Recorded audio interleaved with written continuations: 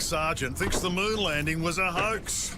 Technically, the moon itself is a hoax. Right, but betting with Sportsbet's new iPhone app? I could do this standing on my head. Thanks, Gravity. Sportsbet's new iPhone app. It's foolproof. The FTFE show. Welcome to the FTFE show. Welcome to the FTFE show. Earth thinks that evolution is real. Chemtrails don't exist, vaccines work. Climate change is happening, we landed on the moon. The FTFE show. Welcome to the FTFE show. Welcome to the FTFE show. Study, it's not alright. Baby, it's not alright.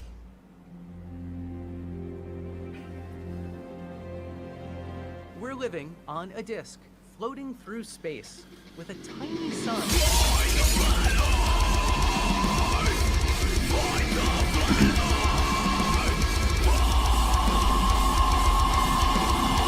Hey, I'm FTFE. Welcome back to the channel that does to stupidity what Kyle Curtis and Steve McCrae did to the Non-Sequitur show. Today is a bit of a different show for the channel.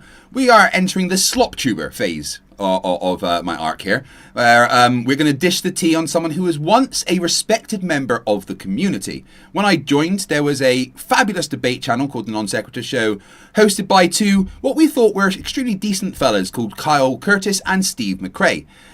This show today is about Steve McCrae and how he fucked everything up beyond belief. Like, if there is an example of how not to live your life, you would just look at Steve McCrae. Steve McCrae has managed to monumentally fuck up a promising YouTube career with what could have been the premier debate channel on the platform.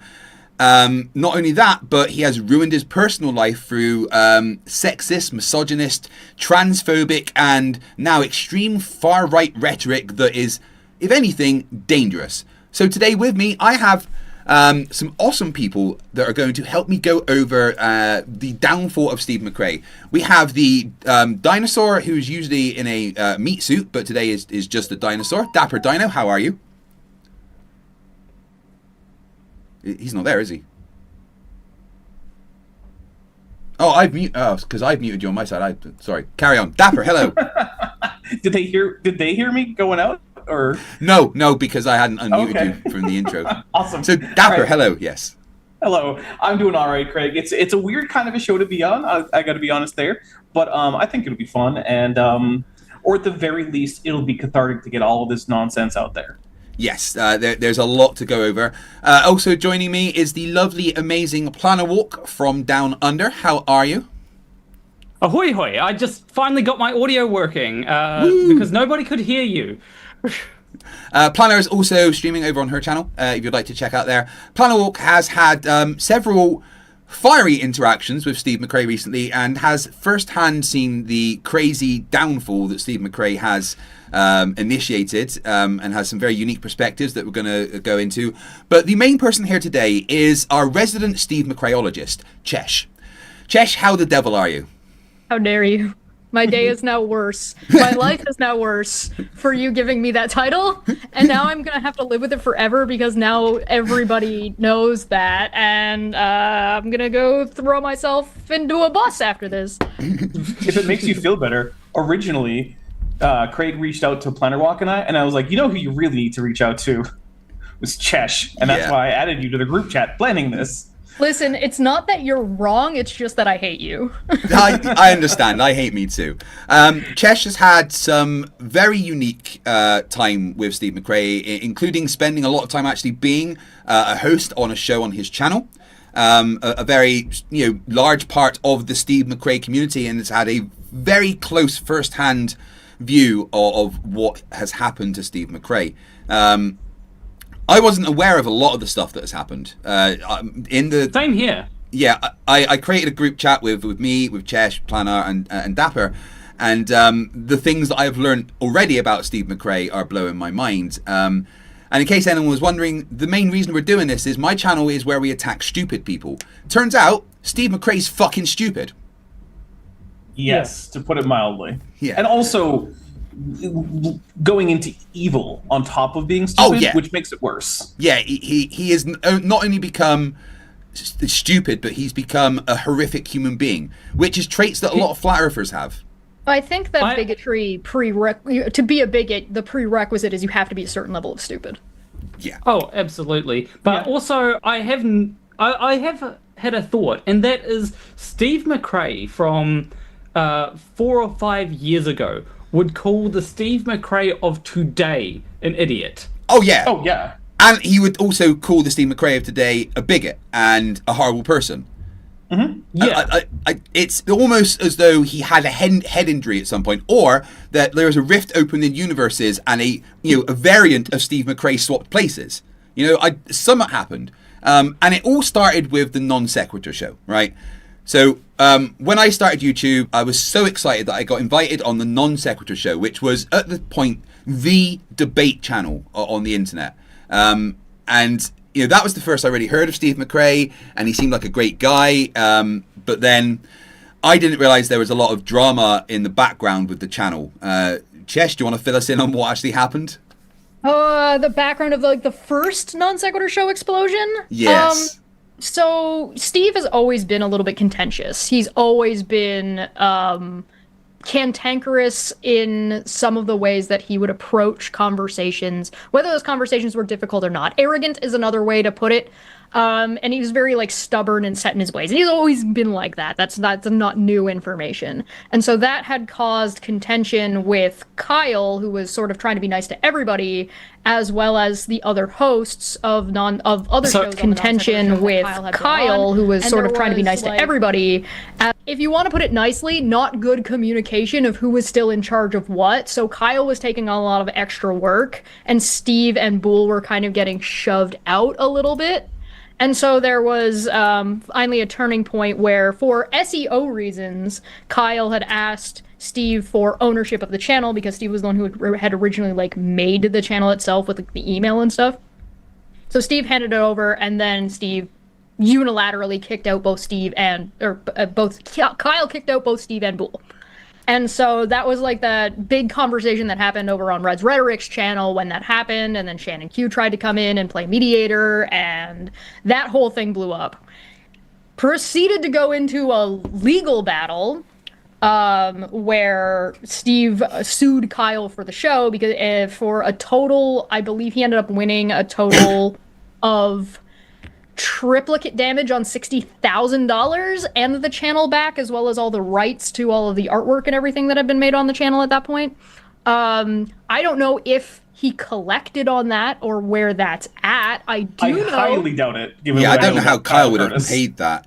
Well, even if Kyle didn't pay it, I don't know if he sent there's options, right? You could you could sell it to a creditor or something. So, but I don't know, never saw it, don't know anything about how much he collected, if any.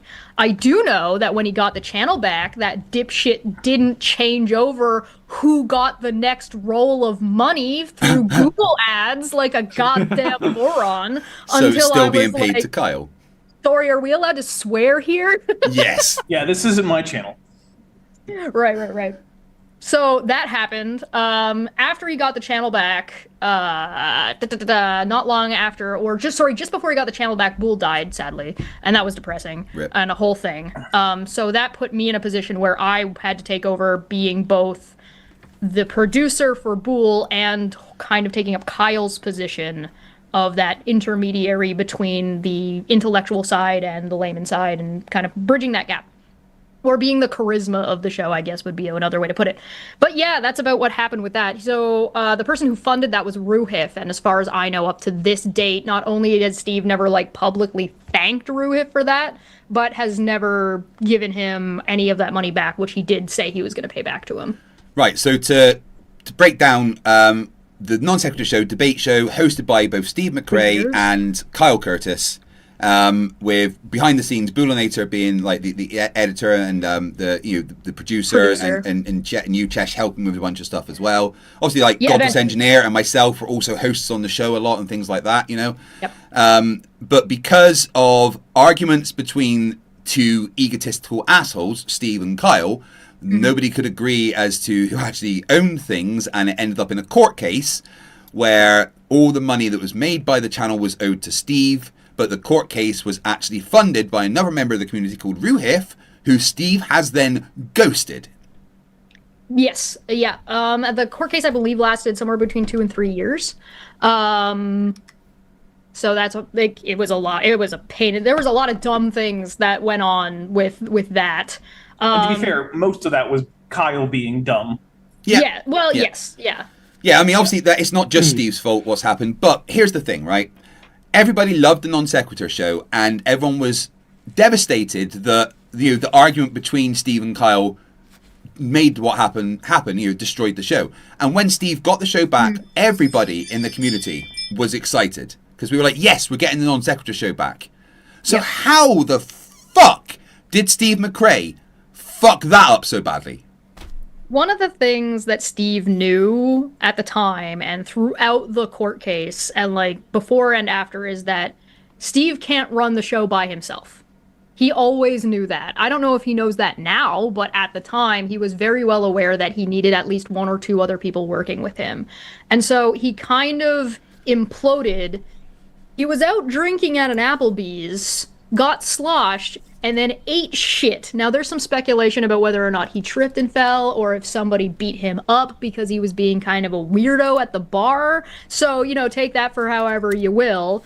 Anyway, he ate shit. I'll add to that. There have been multiple reports by multiple women saying that he's a bit of a weirdo when he goes on dates. So, Yeah, I've heard Yeah. the same things. Plausible. Yes. Not socially adept in that sort of a That's scenario. putting it mildly. Yes. I'm being kinder than I should be. I don't know Steve as well as anyone else here. I probably know him the least, but I do remember that he did kind of take the label of asshole as a kind of moniker. Yeah. And so I can definitely see where that comes from. See, the thing is, that there's a way to be an asshole in an acceptable manner. Like take a Dave Farina, right? He is an asshole, but to people who deserve it. He's not going around and taking and spreading pictures of his dates with, not just without their consent, against their consent. In some cases, as some kind of bragging right. Like that's not the kind of asshole he's being. So when we say asshole, we mean he is doing things that people have specifically asked him not to, for bragging rights and just to be a dick to people who do not deserve it. Yeah. Yeah, that is weird. During the breakup, I should also note that Katie Joy Poulsen, who is now a relatively large YouTuber who talks about true crime and reality TV shows, she was handedly siding with Kyle and made some accusations about Steve. First she said he sexually harassed her, and then she rolled it back to that he made her feel uncomfortable one time, but then she changed when the time was or what she was talking about. They ended up with she sent him a TRO, or restraining order, and then they settled outside of court to not talk about each other for 2 years. And then as soon as that 2 years was up, Steve started talking about her again. So Steve had a restraining order against Katie Joy Poulsen? No. Yeah, well, the other way around, sorry. Katie originally got a temporary restraining order because when you file for a restraining order, you usually just get a temporary one until court happens or until you settle. So there's a temporary restraining order. They came to an agreement outside of court.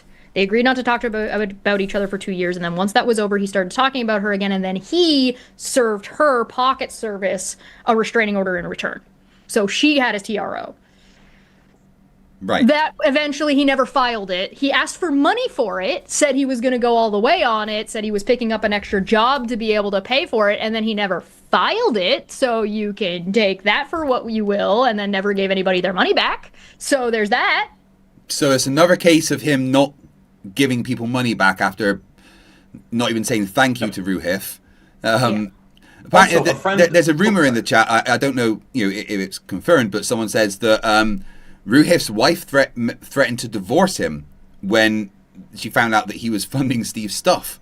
I don't know too many of the details about that, but I do know that there was actually contention between Ruhif and his wife about that, and that's one of the reasons why Ruhif went away and stopped funding it near the end. But Steve should have been able to wrap it up. Yeah, but then so Steve just totally ghosted the person that funded it, which is horrible. As far as I know, yes. Yeah. So one amusing thing about this whole fundraiser thing is that one person who at one point was a very big supporter of Steve's in terms of just advocacy as well as financial support donated a fair bit to that fundraiser and then requested a refund from GoFundMe on the grounds that the funds had not been used for what Steve said they were going to be used for, essentially saying that Steve was basically defrauding the donors. And this person was given the refund, at which point Steve accused this person of credit card fraud. Yeah. And then also said that he had sent the FBI after this person, who, by the way, at the time resided in New Zealand, which means that the FBI was going to do fuck all about this. You want to know who's not going to mind that their name is out there? Manya. Yeah, okay, it's Manya. Yeah. That's Manya. So Okay, yeah, I just wanted to... oh yeah, the FBI is investigating her. They're going to get her any time now. It's like, yeah, okay, Steve. Yeah, I just wanted to make it clear that it wasn't me. Someone in the chat saying that I should people- debate I think- G-Man, and I'm totally down for that. But, after the last debate I had with G-Man, I don't know if he'd talk to me again. So here's the key to interacting with G-Man. Have an attractive white woman with you. Also, bring G-Man on to talk shit about Steve. It'd be really funny. That's true. Crashes $5 says, pineapple pizza for O, especially the Craig clone. He needs better tasting pizza than the last one. Good to have everyone together. I'm not a fucking clone. How many dots do you have under your eyelid? I've got a barcode. Oh, okay. What does it say? I can't read barcode. You can't? I can read binary. Oh, okay. Did you not get the cybernetic implant that allows you to read barcodes? But I'm not a clone. I thought binary. No, cybernetic is not a clone. These are separate concepts. I did get a few super chats, so let me read them out. A sinister porpoise for $10 says, a trans woman having problems with Steve McCrae. I find that hard to believe. Yeah, we will get to that. Yeah, don't worry. We're going to get there. We're going to be here for a while. And the turtle moves for €2 says, this shit was bad enough the first time round. Yeah, I didn't know half of the stuff. Yeah. I saw that you were on Non Sequitur, and I was like, uh-oh. Somebody doesn't know what's going on. Yeah, I had no clue. So at this point in time, right, Steve McCrae has now fucked up the Non Sequitur show and the court case around it. Yeah. And people are starting to realize that Steve isn't quite who he has portrayed, right? Or at least the way he used to be. Like, that's one of the things where I brought up the Boston pizza situation. He literally ate shit. You cannot convince me he didn't have a concussion. He had a welt and like this massive bruise on his head. He was complaining about headaches. He refused to go to the doctor. He was like complaining about being dizzy. And then suddenly this dipshit decided he wanted to do to me what Kyle did to him and Bull. Yeah, and so he went fishing for support. He messaged me on Twitter to start talking about like, hey, how do you think the show's going? And I'm like, well, you're establishing a somewhat new format, so it's a little shaky to begin with, but I think it's improving. So just for context, this is the Coffee Time show on Steve McCrae's channel. That was like a whole in the interim while the lawsuit was going on. I hosted a show with Bull as producer. It was called Caffeine Corner. That was like about critical thinking and breaking down social. On the Non Sequitur show. It wasn't on the Non Sequitur show because that was while Kyle still had control of the show. Right. It was just Steve's regular channel. Right. I see. When Steve got the show back, I was the secondary host and producer of the Non Sequitur show for about 4 episodes, maybe 5. You can tell. Like you go scroll through the live streams and you will see the difference between Steve making thumbnails, me making thumbnails, and Kyle making thumbnails. There's a definitive line difference. Yeah. For one thing, Chesh would never reuse someone's anniversary party invite to an in Minecraft server party with the invite information still up there in her thumbnail about Minecraft. It was really funny. Right. Steve has a Minecraft show, and yeah, right there in plain text, you can see it's an invitation to someone's on-server in-game anniversary party, and it's like, what the hell is happening?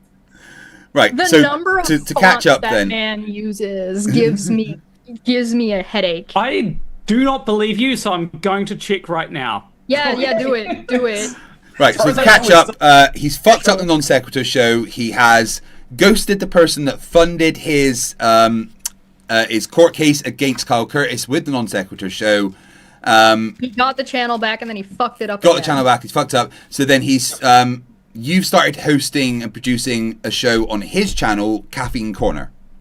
Well, so Caffeine Corner is before he gets the channel back. Yeah. So the order is loses channel, starts lawsuit, starts Caffeine Corner as a way to bring in money, because as far as I know at that time he doesn't have like a full-time. It was like as an intern for the people who were wanting that non-sequitur show back, as like a show to keep people engaged and give people updates. So when he gets the show back, he has a few episodes with Chesh, and then he starts reaching out to the people who were his moderators, which included me, and trying to basically fish for reasons to get rid of Chesh. But none of us were giving any, because we all thought she was a good addition to the show, because we all also knew that Steve sure as fuck couldn't handle it on his own. And so finally, he has this big mod call over on the Discord server where he has all the mods go into a mod only and him voice channel on Discord. And he talks about what, like, he's thinking he's going to kick Chesh out and it's going to be done. And basically every single mod told him, Steve, we will leave if you do this. This is a really bad idea. You need her there or someone. This is also, you were underpaying Chesh on Caffeine Corner because you were offering her a profit share from the Non Sequitur indefinitely. That's one of the reasons you were able to pay her so little. Right. So I'll send it to you. Just to clarify, so Chesh has started hosting and producing a show on Steve's channel with Steve, Caffeine Corner, as a way to help Steve make money. But there was an agreement in place that Chesh would get paid for it. Chesh, tell us about that agreement. Well, the way Caffeine Corner worked is I got like a percentage of the super chats after YouTube took their cut, and Bool got a flat rate per show.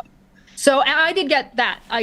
But part of the interim and part of what I was doing and the work I was doing and a lot of the Non Sequitur show background work I was doing, that was, some of it was like a little bit legal related when it came to like finding a piece of information or whatever, but I wouldn't really call that kind of work.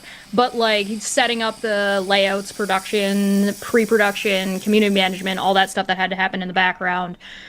The decision about that was with the concept that the show was supposed to be 50-50. So the same deal that was with Kyle. Right. But Steve explicitly said Chesh is the new Kyle, which set up the expectation in everyone's mind, except for him apparently, that meant that Chesh was going to be getting 50% of the profits of the Non Sequitur show from here on out, period. Then he started trying to double dip on everything, which was pretty fucking crazy. The moderator, the call that he had with the moderators is available publicly if anybody wants to watch it. It is some of his argumentation is some of the most insane shit ever. One of the guys, Mr. Serious, straight up called him out for, he's like, either you actually don't understand this or you're gaslighting right now. And Steve was like, oh no, don't say that. No, don't say that. The chat on both channels are asking, what was the reason Steve had for wanting to get rid of you, Chesh? Why, after you've set up this show? Yeah. So you've helped him set up this show on his channel, which is then going to bleed over to the Non Sequitur show to help him survive because he's fucked everything else up. So you've literally tried to help him. You're producing a show. Everyone's enjoying you as a host. Why did he decide that he didn't want you as part of the show? I don't know the full answer to that. What? I don't know. I have a little information. Reason. I have a couple of ideas, but I don't know the actual reason. So I did actually, in one of the last communications I ever had with Steve, in which, we actually directly responded to each other rather than him just complaining about me on Twitter, which has been hilarious, to be fair. It is very funny. It really is. I asked him, like, what are you doing? What's happening right now? And he said that he had promised Reds that he would always maintain control of the channel. So I don't know how much about anything that Reds might have against Chesh that Chesh wants to get into, but I suspect that it was, at least in part, manipulation from Red's rhetoric, who had a reason to want Chesh gone that, again, we'll let Chesh get into to the degree that she wants to. Well, so I did hear that, but he brought that up during mediation because he went out and pulled up a guy named Chris from Australia who allegedly claims to be a professional in this field, who said he's like, I'm not going to listen to either side before doing mediation, and then definitively listened to Steve. And so, like, that, by the way, is also publicly available if you want to watch that. But, alas, regardless of my opinion, he did bring that up, and I said, but I'm not contesting you for control of the channel. I'm not contesting this. Don't care. I'm not asking you to give me, You just want the 50-50 money because of all the work you're doing.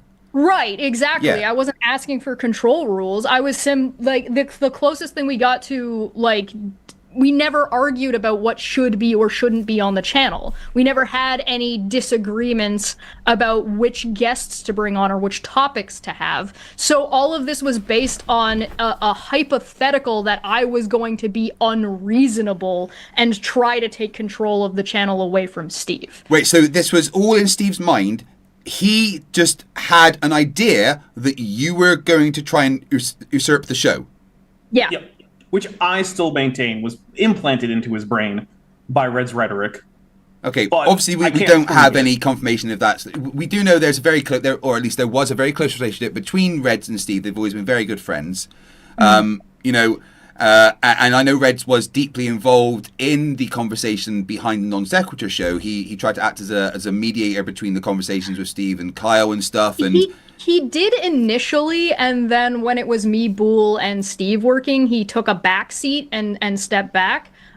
He sort of maintained, like, having a position of, like, if there was a disagreement about something, then it would be fine to bring him in. And him and Steve were talking about wanting to do shows together, and Steve was coming to me being like, hey, so Reds is going to want to stream on the Non-Sequitur show. Do you care? And I'm like, no, I don't give a shit. Why would I care about that? Of course he can stream to the channel. Now, the reason Steve was concerned about whether or not I would care is because Reds and I dated and then stopped dating. yeah. So there was concern probably from his, and I mean, that's a reasonable concern to have, but I never cared and never pushed any kind of power situation and never had an opinion about it. I was like, I don't care. If Reds doesn't want me to be there to do the production, then you guys can do it yourselves. Yeah, there's no even though you and Reds dated and it didn't end well, there's no reason why you both couldn't be adults and work on the same channel. Sure, yeah, like there wasn't a whole lot of like contention around our breakup either, at least not from my end. Yeah. You're being adults about it. Yeah. Well, you tried to be, at least. So we don't know the actual reason adult. why Steve wanted to get rid of you from Caffeine Corner. There is thoughts that Reds could have been involved, but we're not going to say whether that's the case because we don't know that definitively. But basically, we don't know why he wanted to do it. So what actually happened? So he tried to do this mod call thing, and he pulled Dapper in. Then he tried to do a mediation thing, which Dapper was also in. Yeah. And he stonewalled all negotiation and mediation, so like no discussion ever actually went anywhere. He went out of his way and told all the moderators that he was going to be transparent and like set up this expectation that people should know what happened in the mediation, and then immediately as soon as mediation happened, he was like, no, nobody can record this. And I was just like, no. And I recorded it because of course I did. Well, yeah, no one could tell you that. And it was a good call. Yeah. You think? It's almost like I'm not Steve, and Steve wasn't going to be able to Kyle me as easy as Kyle was able to Kyle Steve. I want to be clear that none of this is attacking Red's rhetoric. Red's rhetoric is a part of this story, but no one here is, attacking Reds in any way. He is just part of the story. I'm if sure. you do want to see something really funny about what happened in the aftermath, so Steve never announced that I wasn't part of the show anymore on the Non Sequitur show. In fact, Steve never even made a video explaining what happened. Reds made a video talking shit about me that was posted on Steve's personal channel, and I haven't watched the whole thing, but the part that I did watch is very, very funny, and I definitely recommend watching it. Well, that's lovely, yeah. Jay's been a member for 13 months, says, 13-month membership? What is wrong with me? What's wrong is that's not 24 months. Stay. Austin Sims, $10, says, Steve bragged to me that he had a Nazi girlfriend with a swastika tattoo on her chest. He also claims that he is Jewish, which is super weird. I'm not sure either of those things are true, but the guy sucks. Allegedly. Just that you would brag about it, whether it's true or not, is already pretty damn weird. Yeah. Thank you for that, Austin. I appreciate it. Right, so where are we? So he's now said that he doesn't want you on Caffeine Corner, and Reds has done an announcement on Non Sequitur. But the show was the Caffeine Corner, right? Or is that... No, that had ended. No, the show was Non Sequitur. Right, so you moved over to Non Sequitur from the Caffeine Corner, which was the preamble on his channel, basically. Right. And now he has got rid of you from Non Sequitur without really a reason, even though you were technically entitled to kind of half the money for everything that you've been doing. Yeah, so in this interim, he sent me through the mediator a contract, which I'm pretty sure I sent it to you, Craig. You might want to take a look at it. It is insane. It is like one of the most insane things I have ever seen in my life. He basically wrote down that he wanted to control my entire online presence. Yep. And I was just like, what? Yeah. Also, I want to point out, so first of all, I'm not a lawyer. So this is my non-expert, but I have been trying to keep in touch with what's going on in this situation, take on this. In California, if you want to take someone on as a contractor rather than an employee, there are requirements about that, including that you are not allowed to put in an exclusivity clause in your contract for contractor work. That is, if you put in an exclusivity clause for work, that person has to be treated like an employee, which means you need to follow the US and California labor regulations for employees, including benefits and paying payroll taxes. Now, obviously, Steve did not want to do any of that because, I mean, to be fair, it is a fucking hassle, right? Like, I don't want to have to do that. Yeah. But in that contract, there was an exclusivity demand, which means that he sent her an illegal contract, an unenforceable contract. It was very illegal. Very, very illegal what he sent me. And I was just like, what is this? And in the meantime, he started going around in the background to people privately and telling people that I was blackmailing him. And I was like, with what? What did you do that I'm blackmailing you with? And I just want to point out, guys, that during all of this, Steve is still displaying himself as a man of science, logic, reasoning, and more importantly, as an ally. All right, that's what Steve is portraying at this point, and you'll understand why I've said that when we get to it with Planawalk's side of the story in a bit. Yeah, I do want to say that there is literally a clip out there of him saying that he is an ally to the transgender community. Yep. Oh yeah. No, I've seen. Up until this point, I know personally of several trans people who were members of, or who were watching his content, who were parts of like the Discord. I don't know if there were any in like the moderator call. I don't know if you had any of them as moderators, but like it was not a terribly uncommon thing to see trans people in his audience because he wasn't doing what he's doing now. Right. Which is, threatening to kill trans people. Let's be very clear. Yeah. We're not going to beat around the bush. He is inciting violence on anyone of a trans ideology, and we get to showing that. And some people in the chat are like, why are we caring? I want to make it clear. My channel is about exposing stupid people and horrific people. Steve McCrae fits both those things. Stick around. There's lots more to come. Rodent No Last Name, member for 7 months, says, don't forget Katie, Joy, Shannon Q, and Goddess Engineer were pushing the edge to take over Nonsec as well. Yeah. Jimmy Snow as well. Yeah. It's Rubik's Jimmy Snow $2 is says, who's ready for my hostile takeover of the channel? You gotta get out of the fucking basement first. Jesus. Rubik's $2 says, dinosaurs are cool, transphobia isn't. Agreed. As a dinosaur. Rock, you have some super chats as well? Actually, I literally just got a super chat. And I also got a new member called Stop the Stupidity. Thank you for joining. Good name. But the sinister Porpoise says, take a drink anytime someone says implausible. No, we don't want to listen to Steve. That could happen a lot. There's a the next part of this is like during the mediation is when Manya decided she didn't want to be friends with Steve anymore, and then he accused her of credit card fraud. Yeah, that was what we were talking about a little bit earlier. Right, Yeah. she was the one that requested money back from the GoFundMe because Steve didn't use the money for what he said he was going to. She is one of the people who did. I know of, including her, at least 2 to 3 other people that did. Then there was one other person who requested money back from him specifically, which was Rez, R-E-Z, for anybody who's seen Rez around. He requested money back from Steve directly, and he was also the only one that Steve tried to like convince, I guess, to try to have a conversation with him. He was also one of the moderators and was in the moderator chat, and also had been a pretty substantial financial contributor to the show. Right. Okay. So I hope everyone's up to date right now. We've got to the point where Steve has lied about Chesh and got rid of her from the Non Sequitur show. Mm-hmm. Where do we go from here? Well, I think one thing to point out is how fast the Non Sequitur show just completely fell off a cliff in terms of like any attention it was getting from anyone. Because the thing is, his entire audience was fans of both Chesh and Steve, right? Uh-huh. And then Steve was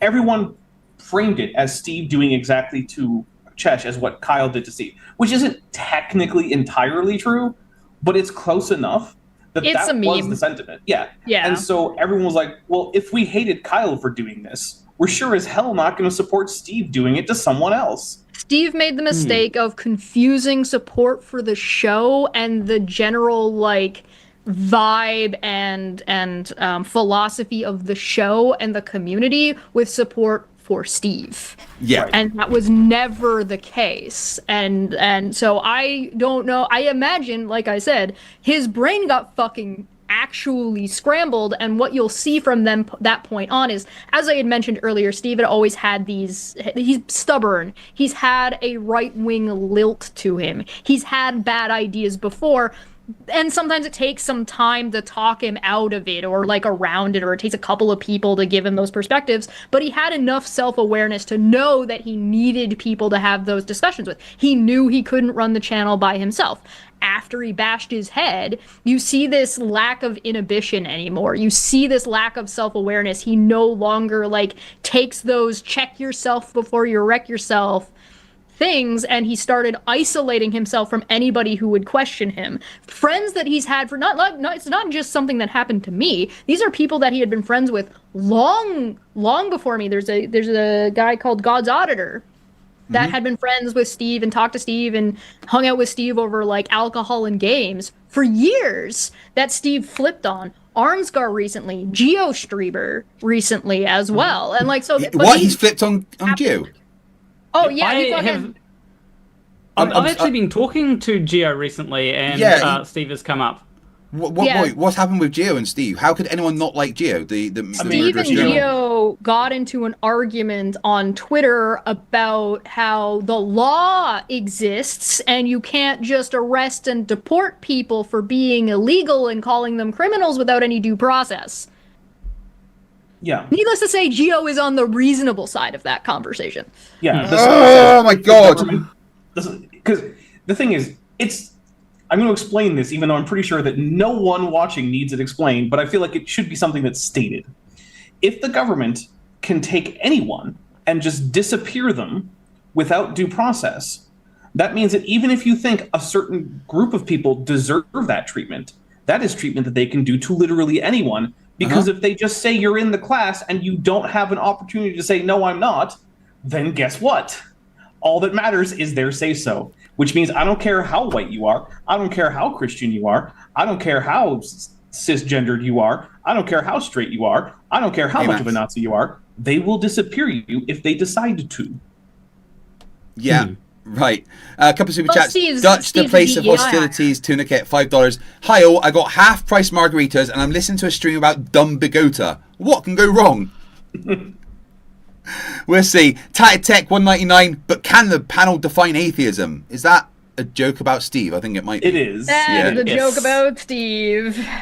The Geek Room, $1.99. Hey, not seen you for a while. Billy is poor. Billy? Like Billy the Fridge? Fog Repair Shipakashi, member for 52 months. Hey Craig, sorry I haven't been in for a bit. Life in the US has been hell. Yeah, I've heard that. Glad to see you're okay. Hope to be hearing more. Hi Dapper and Planner. Hello. And Chesh. Well, fuck you, Chesh, I guess. Yeah. It's fine. It's okay. It's fine. It's a general sentiment that is understandable and reasonable, and in fact should be the proper response. What? Just fuck you, Chesh. Ignore me. Go away. I do think we should talk a little bit about the about his whole atheism thing, because I do remember that basically I can't remember the exact argument that he had, but basically he was saying that if you say that atheism is a lack of belief in any gods, then you are wrong, because because academia doesn't define it that way, or something like that. If you can give it a slightly more nuanced and Steelman-y interpretation, which is to say that while it is the case that words do mean what people use them to mean, there are competing definitions for atheism, and one of them is more useful than the other in terms of clear communication, and it's the one used in academia. And there are reasons why you would argue for that. But Steve was not terribly good at giving the more nuanced version of it. And so he would sometimes just do things that seemed to come down to, well, the philosophers disagree with you. At which point people were like, oh, okay. Which is that's just semantics at that point. The amount of times he told me I'm not an atheist when I said to him, I just don't believe there's a God. And he's like, well, that's not what an atheist is. And I'm like, but that's then literally what a fucking atheist is. he would be going against his own argument if he said that. If you said, I don't believe or not believe in a God, I just lack a belief in a God, that's the one that he had issue with. And, like, there's issues you can have with that. There's, like, practical and utilitarian reasons that you might not want to use that definition. It's also not terribly useful in a handful of ways. But, like, it's such, like, a... Who fucking cares? Yeah, Steve is wrong about pretty much everything he says about atheism and that, to be honest. Right, Dirty Ketchup, $4.99. Steve tried to grope a granny one time inside the casino of a cruise ship to Mount Meru. Remember that, guys? I don't remember I didn't know he was ever on a cruise ship. Also, Mount Meru isn't a real place, so I feel like he might not have ever been on a cruise to there. Yeah, Dirty Ketchup might actually be a friend of Arwen, so never mind. The Geek Room, $1.99. Sorry. Tatted Tech, Billy is poor. Ah, right, okay, I see. Gary IOW, member 27 months, says, I shall turn 60 into 20 minutes. I'm surprised I made it this far, to be honest. Congratulations, happy birthday. Happy birthday. Good man, happy birthday, yes, indeed. You're way past the life expectancy of most people in America at this point, I'm sure. Right, so, Steve in has... the mid-70s, okay? For now. For now, yeah. Steve has fucked pretty much everything up to this point, including his chance of an online career. So let's talk about the more horrific things that he has done. Who wants to explain why he's had restraining orders? That's a Chesh thing there. That's me. I have trouble keeping track of this court case. So I sort of stopped paying it. Once I was out of the picture, I sort of stopped paying attention to what Steve was doing for the most part, because I'm like, not my circus, not my monkey. Everyone else. Yeah, well, a lot of the people who were watching Non Sequitur and who were active on Non Sequitur and the moderators all hang out on my channel now. So they everybody just sort of left with me. So that's one of the reasons why the Non Sequitur show got as dead as it did, as quickly as it did. You can actually, if you open the social blade and you look, you can see when the show came back, and then you can see immediately when I left, and it just falls off a cliff. And you got Landon Noel in the divorce, which makes me very happy. I got Landon in the divorce! But alas, so the restraining orders are a little bit of like a rabbit hole. So I wasn't paying attention to too close for a little while, but people would send me stuff. And so I noticed that Steve had gotten really, really into shitting on Katie Joy. I don't really know why his brain is just latched onto this. Like, to this day, he's still going, and like, I don't get it. But I also found it very obsessive as well. Yeah, Every yeah. single to person. have- Oh, sorry. I was just going to say, he seems like he has this. He seems to be really obsessive about things when his brain just starts sort of thinking about something. I might be wrong, and maybe I'm leaning too hard into the he bashed his head on concrete and lost a fight with the sidewalk. But the stuff that he talks about now is very cyclical, and none of the stuff he talks about has moved past that point in time, except for now the MAGA stuff, which seems to me to just be more an amped up version of stuff he was kind of leaning towards, but people were moving him away from at the time. Yeah. So it seems to kind of be stuck. He used to have people who would pull him back from the brink of absolute insanity every once in a while and be like, Steve, come on, what are you doing? So And when that people called me included me. Steve's babysitter, they weren't kidding. Like, that wasn't it a joke. included me, it included Chesh, it included the other moderators who were on Non Sequitur. It included Manya, it included Manya, Red's yep. Rhetoric, it included, there's a lot of us. But pretty much everyone, except maybe Reds, left Steve right around this. Well, actually, as a result of him kicking Chesh out. And so he hasn't had that anymore. And I think that was the last thing that was holding him back from just going full Batshit on crazy. batshit crazy, and also like, hey, maybe fascism was a good idea after all. He's been hitting Yeah. every bigot step on the way down the fascist staircase.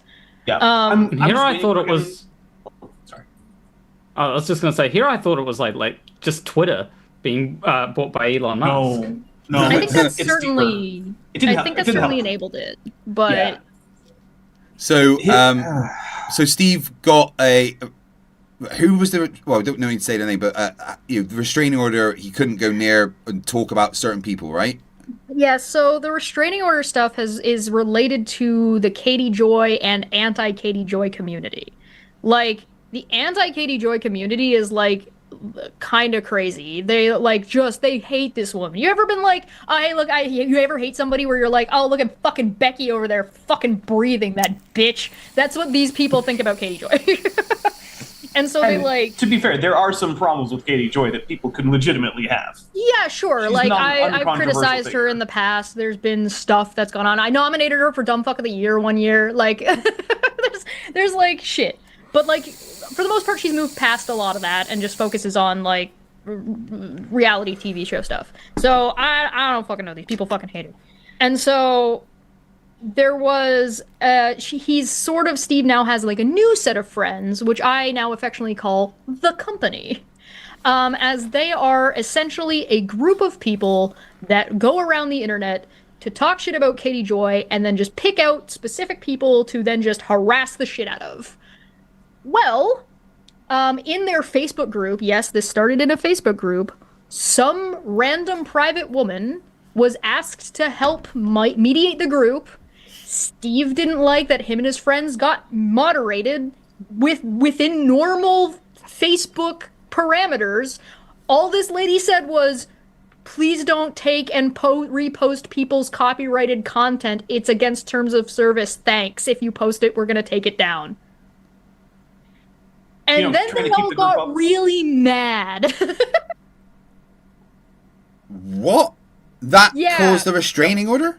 So that was the initiating thing that all these people got mad at. Now, this lady is just a private lady. She doesn't have a YouTube channel. She's not a content creator. She doesn't write a blog. Like, she doesn't have any kind of internet presence at all.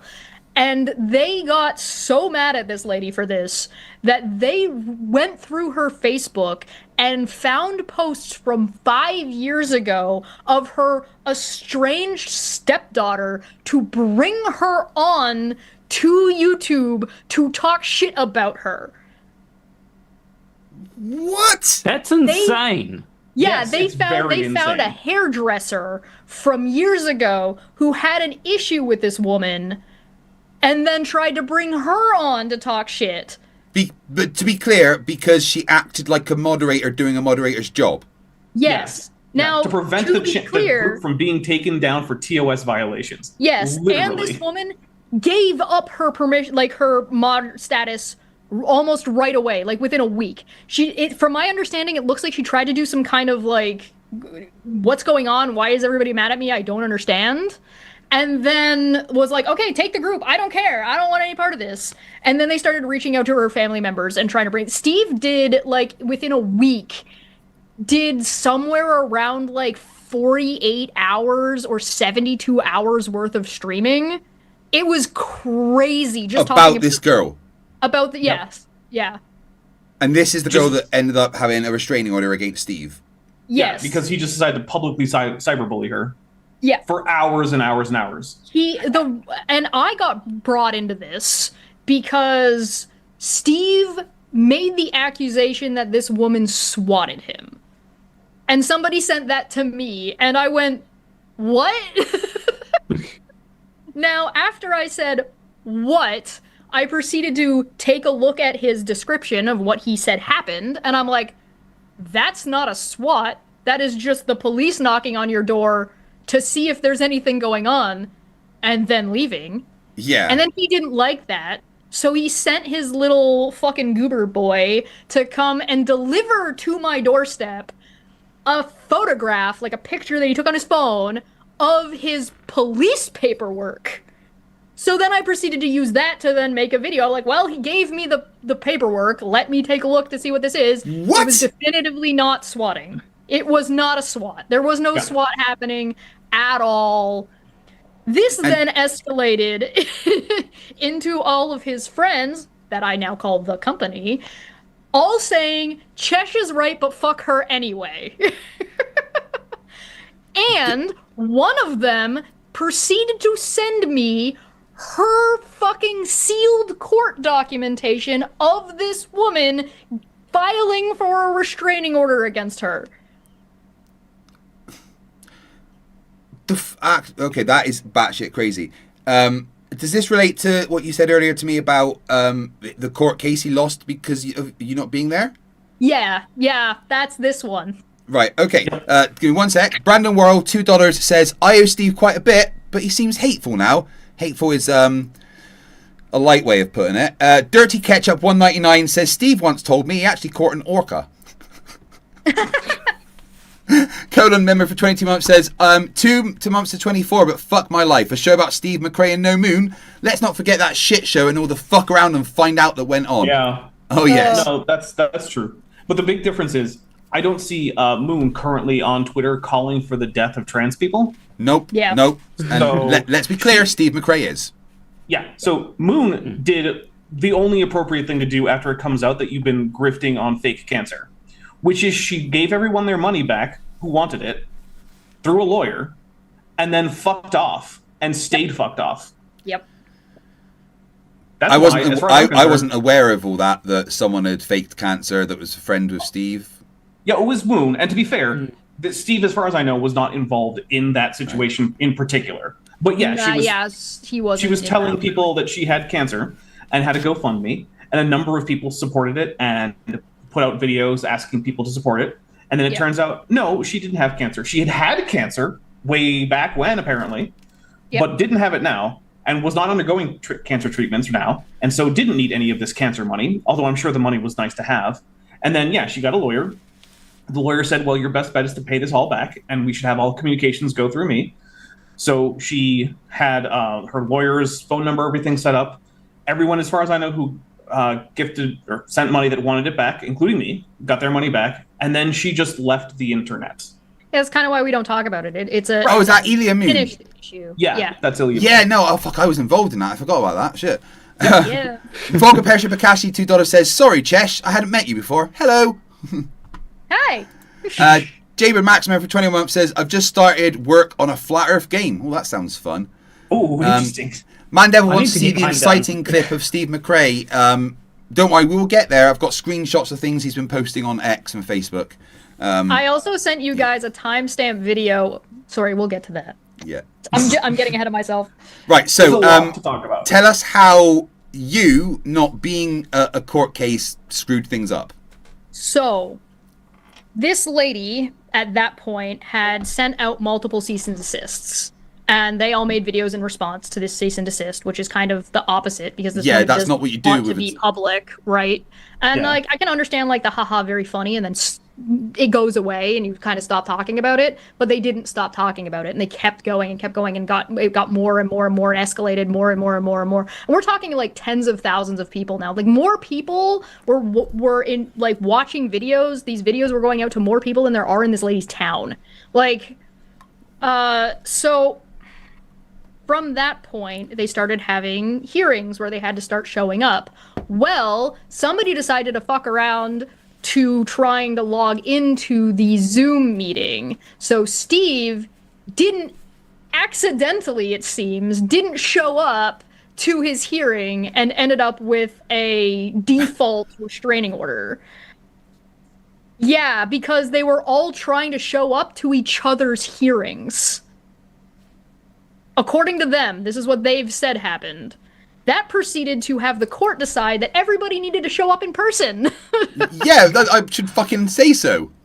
Yeah, so from there, Steve did try to avoid service of this TRO, this restraining order that he received, in the dumbest way possible. At this point, Aaron had been served, and I believe a YouTuber who goes by Veda was also served, but Steve hadn't been served yet, and those were the initial three.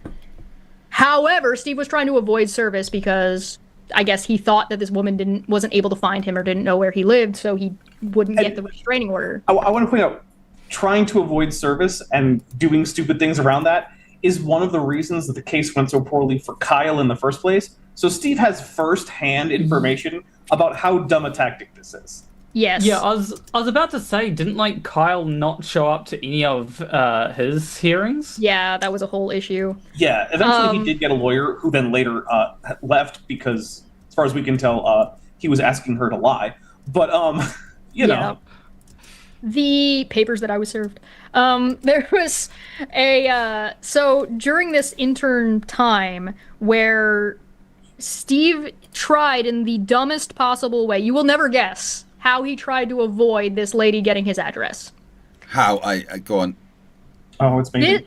This man tried to frame her in California court for crime and for harassment, stating that she swatted him and like tried to do credit cards and sent her a pizza, of which he has no evidence and of which there is no fucking... He basically committed perjury. Sorry. He said that she tried to send him a pizza. Yes. Mm-hmm. Yeah. Mm-hmm. What? Why? Yeah, he was really upset about that I wish my pizza. send me free pizzas. Yeah. Right?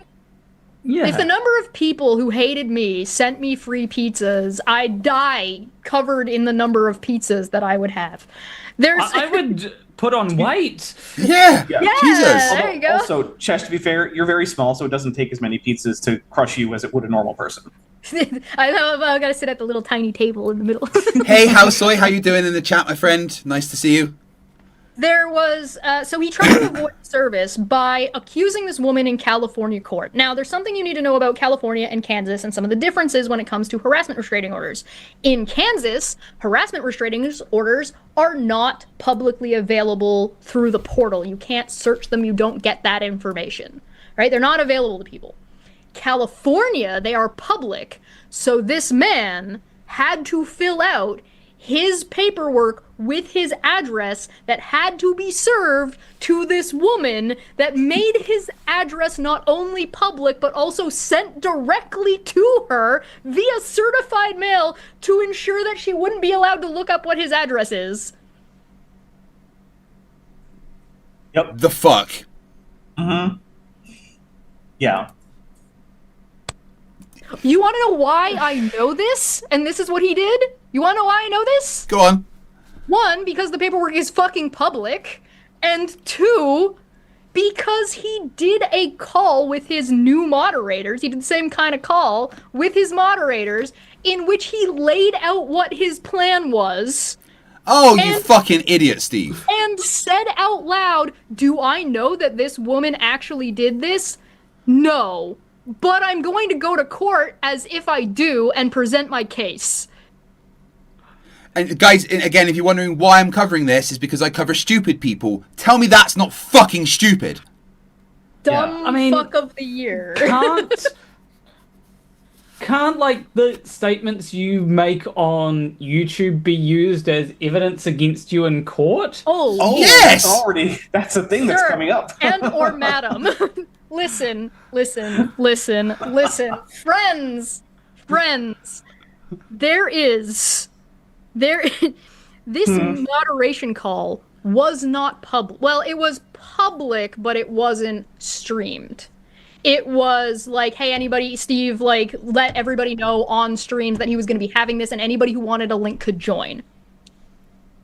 This man, in his infinite wisdom and all of his logic, sent the link to the woman he was framing.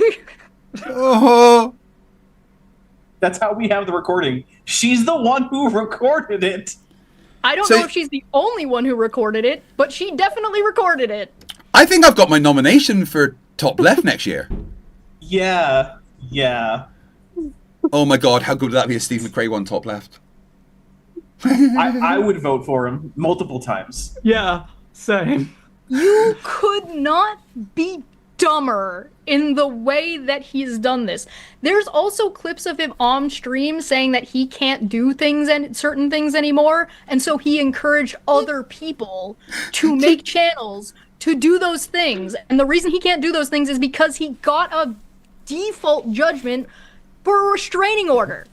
So he told people live on stream to harass this woman on his behalf. Machine Gun in the chat has got it. Machine Gun in the chat says, okay, I'm totally lost. A person publicly did a legal thing, publicly stated he did it, then publicly stated that he will avoid punishment for it. Is that about right? Yes. Then, those two people that he said, he did this on the Non Sequitur show, by the way. Those two people proceeded to make channels and do exactly what he asked them to do. And now both of them have restraining orders, and one of them has a lifetime restraining order for the same fucking lady. These people have gone 7 or 8 or 9 against this woman in court.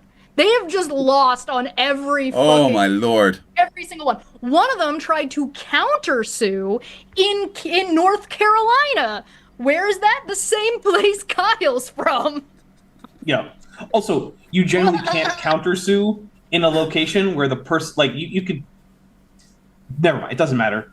It's incredibly stupid. It's very dumb. Yeah, so even before the, hey, let's threaten all trans people. Yeah. Steve was already doing things that are... Bad. Acknowledged by him to be criminal. Let's put it that way, right? And harassment for sure. Yeah. Right. And he currently has at least one restraining order against him permanently. A number of his friends are in the same situation.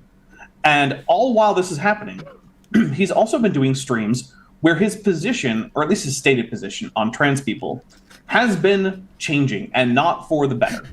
Yes. Houselight in the chat, it says, my dating life is going better than their court record, and I haven't been on a date in years. Yes. Remember when Steve used to brag about never losing a court case? Oh my gosh. He thinks he's Donald Trump at this point. Jesus, man. Bradley Cannon's $5 says, I stopped watching Flat Earth debates 3 years ago. I missed out on a lot, apparently. Lesson learned. Mate, this is just tea time, and I'm fucking loving it. The Turtle Moves for £2 says, the crazy bats say Steve is doolally. Yep. Tim Davidson for $2 says, cut my life into pizza. This is my plastic forks. Yes. Jim Daniels, £5. Just got here. No idea what's being talked about. I'll just sit here quietly and create more CGIs for NASA. Shh. Right, so... I've got a few super chats. Yeah, I was going to say, plan our catch-up with yours. So, well, ain't that... Oh, and I just got another one. Well, ain't that swell for $1.99 US says, everybody on the panel is a loser without friends. And I'm pretty sure, like, we've all got friends here, so I'm not what sure do you what that think is our about. relationship is to each other, for one thing? Yeah. I've never had a friend before in my entire life. And just Well, to I be mean, clear, people understandable. trapped in my basement I don't allow to live are friends, right? Yeah. Yeah, that's what a friend is. Yeah, just because they cry Definitionally- constantly doesn't mean, I call them friend when I chuck them down a damp cloth when they're cold. Words can mean whatever we want them to. Yeah. Rubik's, shh, get on with making the shorts. Stop banging. Sorry. And Gooey Duck Geoscience, it's very hard to remember exactly how that goes, for 10 New Zealand dollars says, as a fellow person from the Isle of Wight, I want to say hello to Gary Io. Gary's the one who has the birthday, right? Yes. Yes. Yeah. Happy birthday to you. Jessica, the transmetal alchemist, for $5 dues says, Chesh has a workplace spite that I can deeply admire. Yeah. Also, Cheshire's the kind of hey, person Jessica. that you screw over and you don't find out the consequences until 8 years later when all of a sudden you're bankrupt and someone's moved into your home. Steve is currently living on somebody's couch and has been for some time. That is what we call fuck around and find out. Yeah. Yep. That's a thing that's come up in court, actually. So I've been, by the way, I went to Kansas. I went and showed up at these court hearings because Which these you did idiots not need kept... to do. No, I didn't need to do that. But listen, I'm not the kind of person who doesn't like put my money where my mouth is. And these people were like, "Oh, we're gonna show up, blah blah blah." And I'm like, "Oh, what are you gonna do? Shoot me on the court steps of buttfuck nowhere in Kansas? I don't fucking care. Do it. End my existence. Get me out of this fucking shit show." But alas, nobody showed up. What a shame. And You got a None couple of more these super chats there, people- Planar, sorry? Oh, sorry. yeah. Gooey Duck Geoscience says, so who's Katie Joy? Katie Joy A mostly was, irrelevant person. Yeah. She for the most part doesn't matter. Now she's a relatively popular or she's like a mid to upper level like subscriber number YouTuber that talks about true crime and TV live show TV stuff like I don't know 90 She's Day mostly Fiance. doing celebrity gossip from Celebrity gossip. Yeah. She was doing other stuff. She had a She had a She had a blog on blog somewhere. Patheos. She started on Yeah. Patheos, then she was on the Non Sequitur show, then she moved away from that and started doing reality TV and has sort of blown up from there. Yeah, and she also accused Steve of things which she later then walked back, and then for whatever reason, that became one of Steve's enduring obsessions, to the point that people were saying like, dude, I come to watch you for things like topics about like science and creation and evolution and flat earth and things like this. I don't give a fuck about Katie Joy. And Steve did not care. He was like, I'm still going to talk about it. And then a lot of people, even then, were like, all right, well, later, I guess. Yeah, and 1 over N squared for $5 says, Planet Walk, do you know if Steve is a retired submariner? A retired submariner. He is a retired submariner. I'm positive of that. He says he was a nuclear engineer, and I'm also positive of that. But I doubt some of the credentials he's claimed regarding his, academic abilities, because I've heard him talk about nuclear energy, and well, it wasn't very right. Did you think that's bad? There was one time I was on like a little stream that I don't think very many people saw. It was like on a super small channel where Steve said something along the lines of, well, there's not really any measure or like definitive thing about what makes what is photorealism. A photo is what makes something photorealistic. That's the scale. That's the it's expectation. the inability to distinguish something from a photograph of the thing. So Steve has never been one to never say dumb things. I heard him argue. Well, I saw him argue with someone on X about relativity, and he said that a nuclear reactor has nothing to do with E equals MC squared. That's not entirely accurate. I mean, it's a demonstration of E equals MC squared, being a thing. Yeah. I'll say this. I am quite convinced that he went through the U.S. naval nuclear pipeline, because I also did that. I was not on a submarine. I was on an aircraft carrier, but I was also part of the reactor department on the aircraft carrier. And the things that he has said are things that typically you wouldn't really know about unless you went through that pipeline. So I know a few other people who've done that, including people I served with and people I didn't, who were there after me or before me. So I'm very confident that he actually did manage to get through the training pipeline to be a nuclear technician. Not so much an engineer, as far as I know, but I can't speak to anything about his later schooling because I didn't get a degree in any of that afterwards. So, like, I don't know. But yeah, he has said things that have been like, well, that's not quite right. That's not, yeah. And you have to remember that even though he might have all the credentials that he claims that he does, but his brain has turned to mush over the years. Yeah. Well, and he bashed his head on the damn sidewalk. I think it is about time where we do pass it over to Planar now for their side of the story and interaction with Steve, which is all to do with conversations around trans. One thing for obvious reasons. I want to lore dump you first before we jump into that, because right now, as far as I've gotten in the story, he only had a 2-year restraining order and he ended up with a lifetime one. So something else he fucked up. Yeah, so he, well after the fact, tried to file against it to, like, have... Oh no. America just take out Canada. Now, I was set up to go to that one, but you guys remember, like, that, what was it called? Crossfire, whatever, the big update to the big update. Oh, she's gone again. Chesh, are you okay? I'm going to send her something on Discord, let her know she's breaking up. Yeah, I'm just going to reactivate the CGI. Yeah, there we go. You're back. Oh, there we go. All right.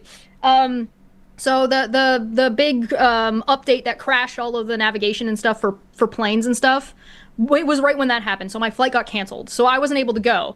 But from what I can tell, it seems to me that him and his lawyer had planned for me to be there for all of their argumentation. So all of their argumentation was going to say, like, well, she makes content about this, so therefore it's okay for me to make content about this, therefore it's not harassment, so, and free speech, blah, blah, blah, whatever the fuck. But I wasn't there. And so when I wasn't there, they didn't have anything to go off of. So I would like to let the record show that the most I have ever fucked over Steve McCrae is that the fact that my presence, or lack thereof, me not being there, has screwed him over more than anything I've ever actually participated in. So just to be clear, this man is absolutely incapable without me. And that's pathetic. That's I'm not that impressive. Warboss has been a member for 30 months, says 30 months of watching the damning best YouTube crumping that stupid gits across this giant spinning rock. I love the rare chances I get to be here live. Well, I know as an orc you are often off fighting the the hordes of humanity, so I appreciate you taking the time to be here when you can. Tim Davison for $2 says, what is friend? Warboss gets 5 memberships, thank you. King Edward V, member for 13 months, says, is Steve in a race with Trump to see who can commit the most crimes while proudly admitting to them? Good one. Right, so we've covered Steve being dumb enough to ruin a promising YouTube career and then, being a misogynistic asshole and cyberbully. Planar is here to tell another side. Yeah. So I think it was late 2022 that I kind of noticed that Steve had some views on trans people. And I think, if I remember correctly, it started out relatively tame, like the kind of stuff that there are a lot of people that kind of start falling down the rabbit hole. So I think it started with, I want to say, trans women in sports, the kind of thing that I would disagree with him on, but I can get why people... Yeah, I can get why people get that idea in their head. Steve's had issues with his approach to women and trans people for a while, but he was still amicable to conversation and amicable to learning. So a lot of that was like he would say something wrong, or he would say something bad, or he would say something problematic, and then people would be able to talk about it. It would further discussion, and then he would walk back his decision or he would walk it back partially and then something else would come up and then that would get walked back. So he was always like pulled back away from that regularly. So it makes sense that when you started noticing that kind of stuff, it was something that was always a little bit there, but it was manageable, and it was kind of like old man doesn't understand thing. Whereas like now it's like old man doesn't understand thing, and he's proud that he doesn't understand thing, and fuck everybody else. Yeah. Like for me, so I started noticing it, and I remember that eventually I tried to have a conversation with him. Unfortunately, my internet at the time was terrible, and this was just after I came out on YouTube the first time that a lot of people missed. Is my internet working right now? Yeah, no, you're fine. Okay.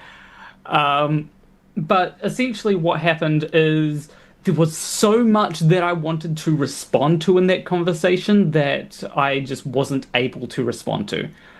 Because I couldn't... I wasn't able to speak for most of it because everything was breaking up. Right? So... I wasn't able to do much, and I hate that I wasn't able to rebut most of the things that were being said, which might have given some people the impression that I agreed when, in fact, I vehemently disagreed. I then later had a conversation with Steve, and I do want to kind of point something out about the quality of Steve's content. Because I tried to join a Twitter space. Now, if you are trying to make YouTube content and you're doing it through Twitter, that is the worst... That is the lowest quality of content that you can ever have, I think. I wasn't able to join the Twitter space for some reason, so he fired up a Streamlabs thing, which, Streamlabs is a very generic kind of, when someone is using Streamlabs. Streamlabs needs to be abolished. It makes the streaming too easy for the... It means that the bar to entry is way too low. Yeah, and...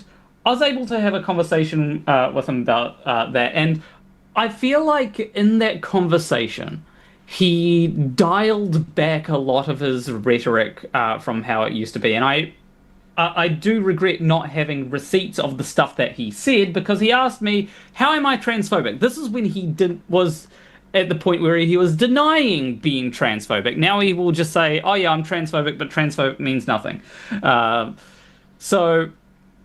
What I wasn't able to explain to him exactly how, but I should probably send a tweet, or at least try and put it on screen for everyone, that is very much transphobia. It is undeniably transphobia. Let me put that in the Discord thing so FTFE can bring... It's one of those things where if you say this isn't transphobia, then you just don't think transphobia is a thing. And that's what it basically comes down to, which I do think might be the position where Steve is, where he just doesn't even think that transphobia is a valid category that exists. This because he's transphobic. I saw this. Yes. Yeah, FTFE, can you bring it up on screen so that I can... It's up for the for them. They can see it. So you need to scroll up because it's very much... So... That there is a caricature of a trans woman that J.K. Rowling laughed at.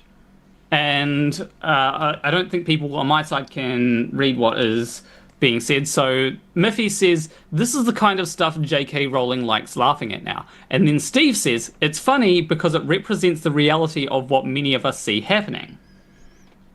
And that is undeniably transphobic. Like, and I can prove it by using a comparison, right? So if someone were to post, I think it's called the Happy Merchant, right? Which is a character of Jewish people, a caricature of Jewish people, which is deeply anti-Semitic, and people were to say, "Oh, this is it's funny because it's true," or something like that, you would rightly call that person anti-Semitic. Right. So I can rightly call Steve McCrae transphobic because he is saying that a caricature of a trans woman is true. He did a video or two call on the Non Sequitur show called well, let me pull it up. It was around Pride Month. I think it was the philosophy of pride, I think is what he called it.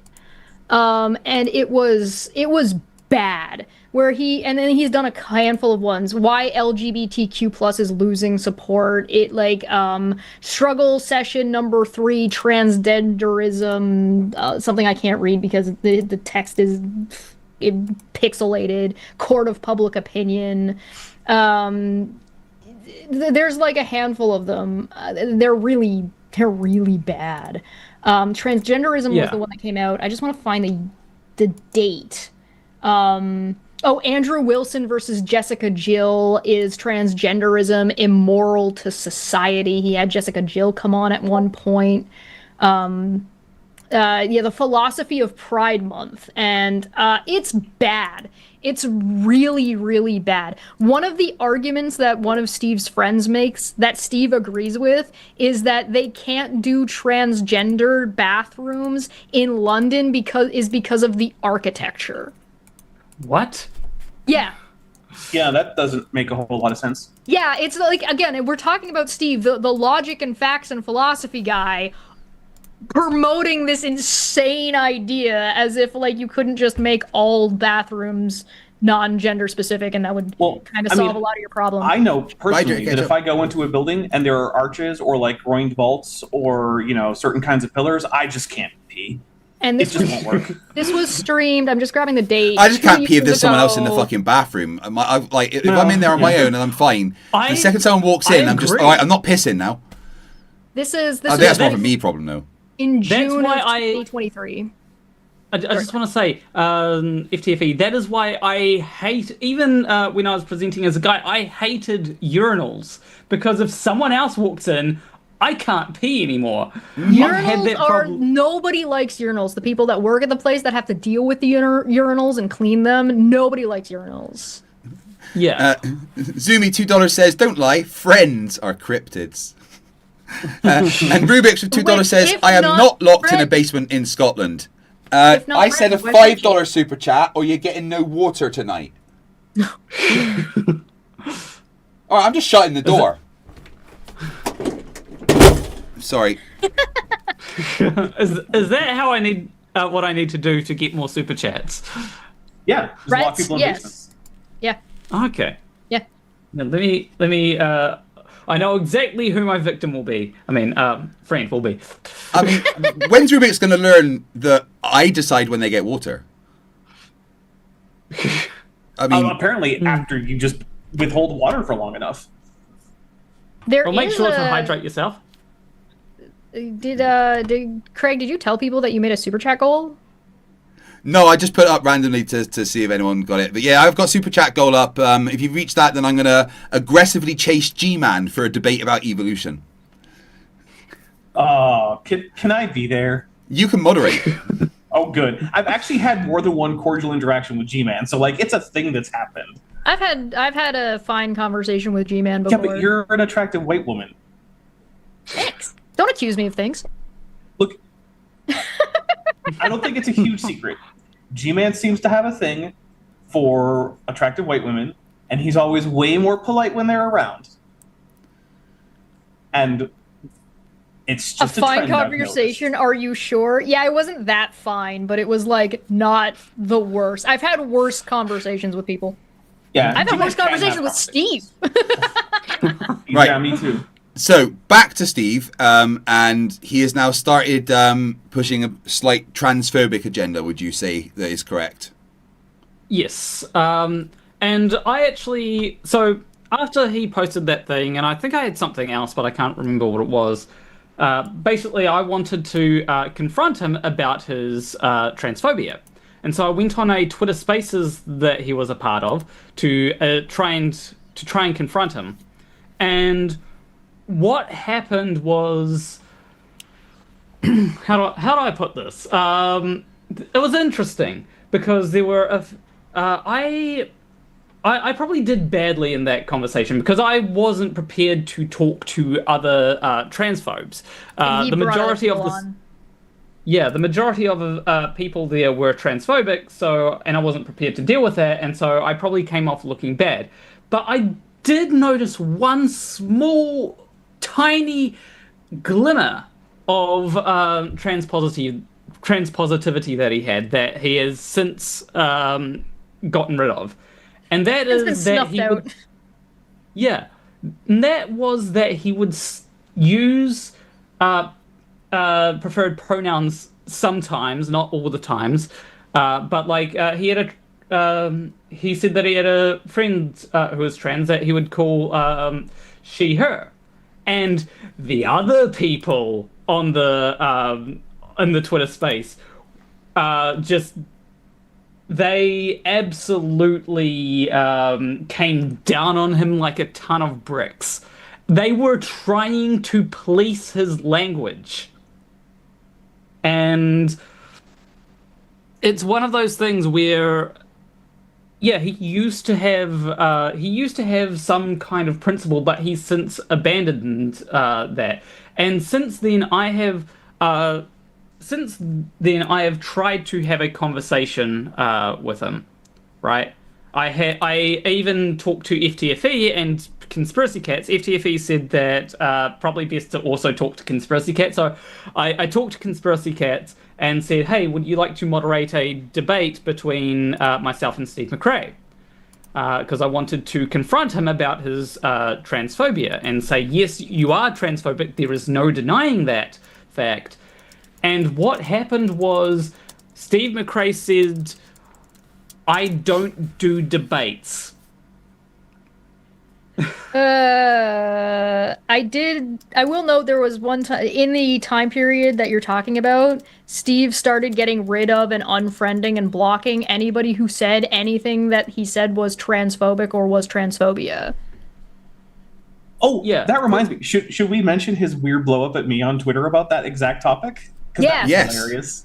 Right. Keep in mind that once upon a time, Steve still actively says on a relatively, I don't know if he's done it recently, but like within the last year, has said, well, point to me to an expert who knows about the topic of gender or biology, and I will listen to and talk to the expert.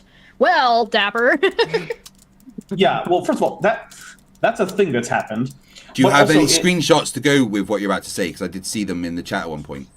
I don't have screenshots for this exact thing, but I'll get them. If you want to know the video where this happened, where you can see, actually, I guess, I don't know if you can see it because it was in the chat, but what happened ultimately was there was a stream on the channel Creation Myths, which is run by Dan Stern-Cardinal, a PhD virologist and viral geneticist, who does a lot of stuff countering young Earth creationism. And Steve showed up there.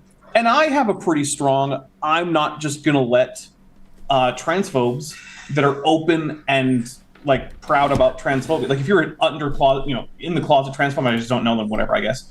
But like if you're just out there constantly making transphobic posts and talking about how much you hate trans people or how invalid they are or whatnot, I don't want you in any channel where I can control who's in the channel, right? So I banned him immediately. He came on with 2 different alts, and I banned them too. And then he appealed to Dan, and Dan said, "No, I trust Dapper's judgment." And I was like, "Yeah, the reason you're banned is because you're transphobic." He was like, "Why? What do you mean I'm transphobic?" And so then he blew up, and he's like, "Oh my goodness, Dapper Dinosaur has gone full shitlord." Because apparently, what being a shitlord is deciding you don't want open bigotry in channels or chat rooms where you have moderator power. That's what being a shitlord is. And if that's what being a shitlord is, I will own it. That is me. I think you also accused him of lying about swatting. Oh, by the way, I should I also did, let yeah. you guys know about the swatting thing real quick. I'm a dirty little goblin, and so I got my Dirty. hands on the police cam footage. Yeah, the body cam. The body cam Yep. of the cops showing up at Steve's house, and it's posted on my channel. Can we watch that right now? Yeah, I'll get you the link. Yeah, and it's like he's like, my lawyer who has a law degree. Yeah, okay, that's how you get to be a lawyer, Steve. We get it. Has called it swatting. As opposed to my lawyer who does not have a law degree. Right. Well, given Steve, I wouldn't actually be that shocked if he tried to hire a lawyer who didn't have a law degree. And yeah, so it was pretty hilarious because I think up until this point, Steve was still under the impression that I had some kind of favorable opinion of him. And I don't know why he thought that. Although, to be fair, I hadn't actually talked about or to him for a very long time. So maybe he just forgot that, you know. Thank you, Jim. I was there in the moderator call. I was there in the mediation call. I was there saying, Steve, do you not understand that what Chesh is doing isn't demanding that you pay her this much, but pointing out how much work she's done for you? And that you're treating her unfairly, and it was apparently none of that gave him the impression that maybe he and I weren't on the best of terms anymore. Well, that's because then I want to reiterate this point. Steve McCrae has become a fucking idiot. Yep. Lost a fight with Sidewalk, I'm telling you. Maybe he's had it out for that Sidewalk ever since, and somehow thinks that all that he's doing will somehow get revenge on the Sidewalk. I actually like the idea that him and the Sidewalk swapped personalities and swapped brain capacity. So right now, the actual Steve McCrae that we all knew is currently a slab of concrete outside of an Applebee's screaming. You mean he's become more used to society than he was before? Yeah. Yeah, it's like that bit in Twin Peaks where the woman turns into a dresser like knob on the dresser handle. It means he literally became a blockhead. That's true. And also, Alexis agrees he's a top runner for top left. Oh yeah. It also means there was a really bigoted and asshole Sidewalk just hanging out somewhere for some reason. Maybe I don't trust Sidewalks anymore. And none of them swapped. Actually, it could be that he hit his head so hard on the Sidewalk that like it cracked his skull and his brains fell out. Yeah. And I'm he also has to not scoop them back up. I am not unsold on the idea that he actually got isekai'd, and so we actually got a bigot from like 50 or 80 years ago, and like Steve from then is now living somewhere in the past in another world. There was just an incursion between two universes, and we got swapped with the Steve McCrae from Earth 3. Wait, you're saying there's a worse timeline than this? Jeez. Yeah, this is like the really fucking shitty cringe timeline, but there's still a crime syndicate timeline that's just ruled by evil people. Oh, all right. I posted the videos. One is just a short meme video if you want to watch it, but the footage is in the Discord. That's the one that says Steve McCrae quote swatted body cam footage. Yeah. Does anybody want to come in? Nobody. Before I go. Oh God. Person come in. That one's quite funny. I need to audio for my... Steve just begging for anyone to come join him on his stream is so hilariously pathetic. This one lives in my brain for free because I remember this because I went into the stream because my mom asked me to. Right, go off air. It was so sad. Anybody want to come? Right, so this is a video of Steve, guys. When was his stream?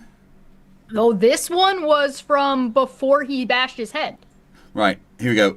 Did anybody want to come in? Nobody. Before I go off air, will one person come in? I think it was also before he got the show. The link is in the video description. Make me feel like I'm wanted. We can't hear it. Make me feel like I'm needed. Give me some reason to carry on. Anybody?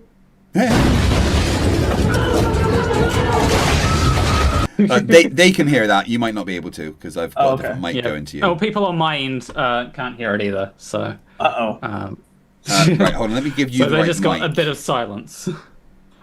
Wouldn't anybody come and talk to me? Make me feel needed. Make me feel wanted. Make me feel like I have a reason to carry on. This is the less common hit test. All right, here. Can you hear this one? I can. Yeah. Yep. Right. That's Now, better. now Craig is quiet. Yeah. I'll just get closer to my mic. Yeah. This is Steve So McCrae no, apparently this is being not a SWAT team. swatted. Yeah. By a non-SWAT team. I did the blurring that you're seeing is stuff that I manually put in there so people's like license plates and such stuff wouldn't show up. Good, Chesh. Yeah.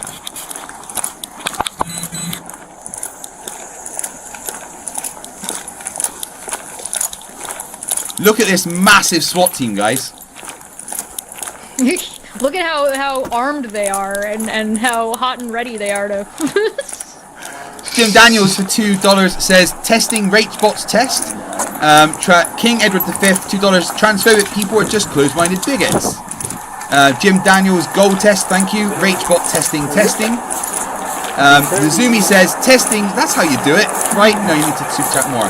RageBot says that they're testing Jim Daniels' test of their test. And then Sean says G-Man will melt my brain, but here we go. Yeah. 13 super chats, guys, and I'll get in a debate with G-Man going.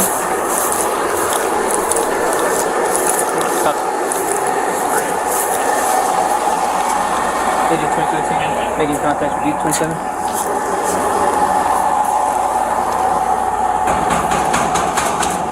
Wait, does he live in like a trailer? No, it's an apartment building. No, it's like Ops President of Police. You come on outside? No. No. I mean, I don't blame him there. I So wouldn't go we're just outside. trying to see if there's anything going on, any noise, any arguments, anything. You by yourself today? You by yourself? What's your name? Steve. Steve? Okay, we just got a call that there's people arguing over here in the area. What was that? Not from this apartment. Okay. Shit, no one else is there. Just me. Steve, Okay, are you able to come out and talk to us really quick so we can make sure everyone's alright? No. You don't want to talk to us? No. There's nobody here. It's just me. Literally. You can see. Dude is stubborn.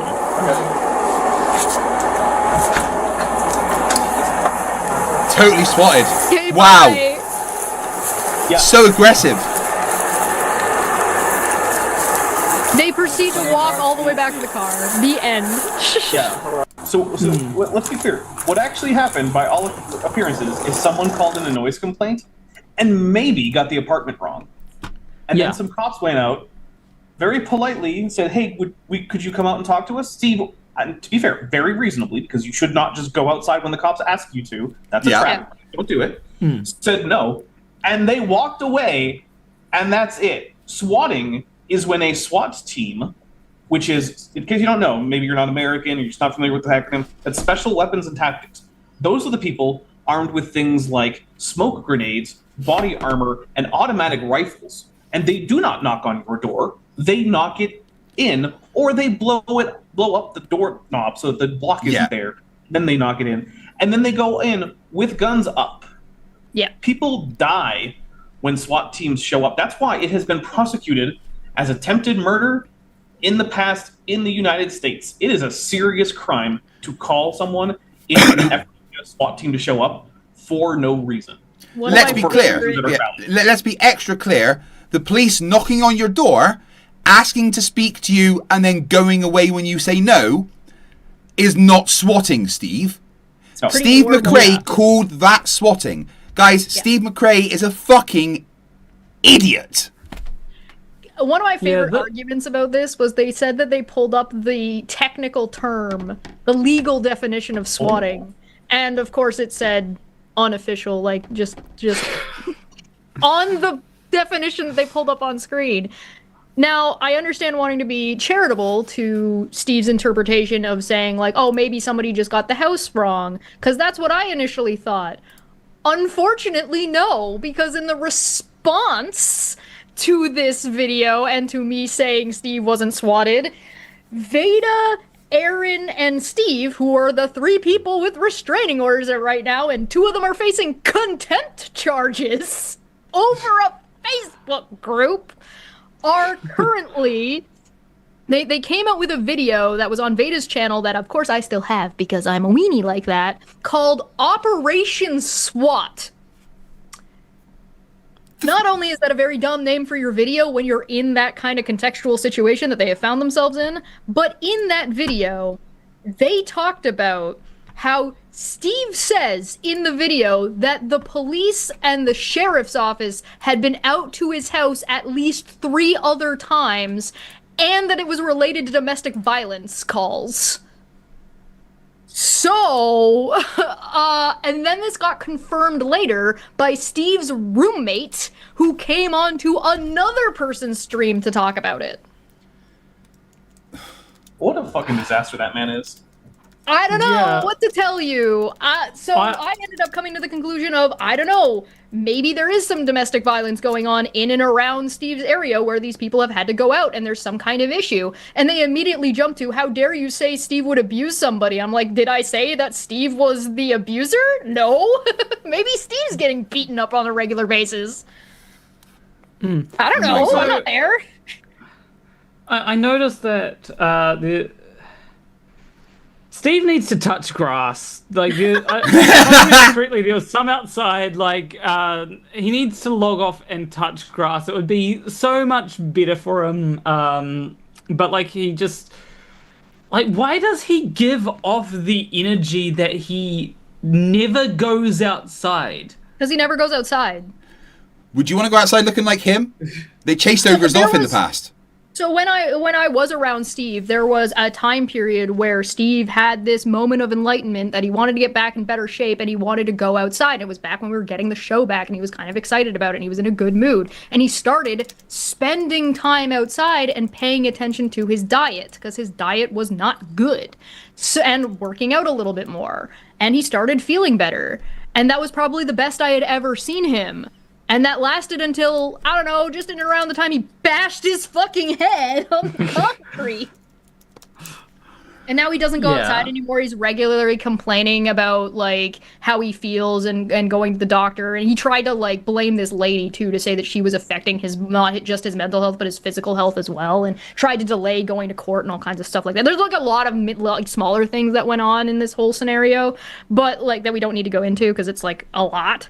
But the, He talks about this. He's still talking about his medical issues, and a lot of them are dietary, but then he sits around and posts about how he's, like, eating this crazy food. He's like, oh, look at what I'm eating, blah, blah, blah. And it's, like, the worst possible shit he could be eating for what he claims that he has from a medical perspective.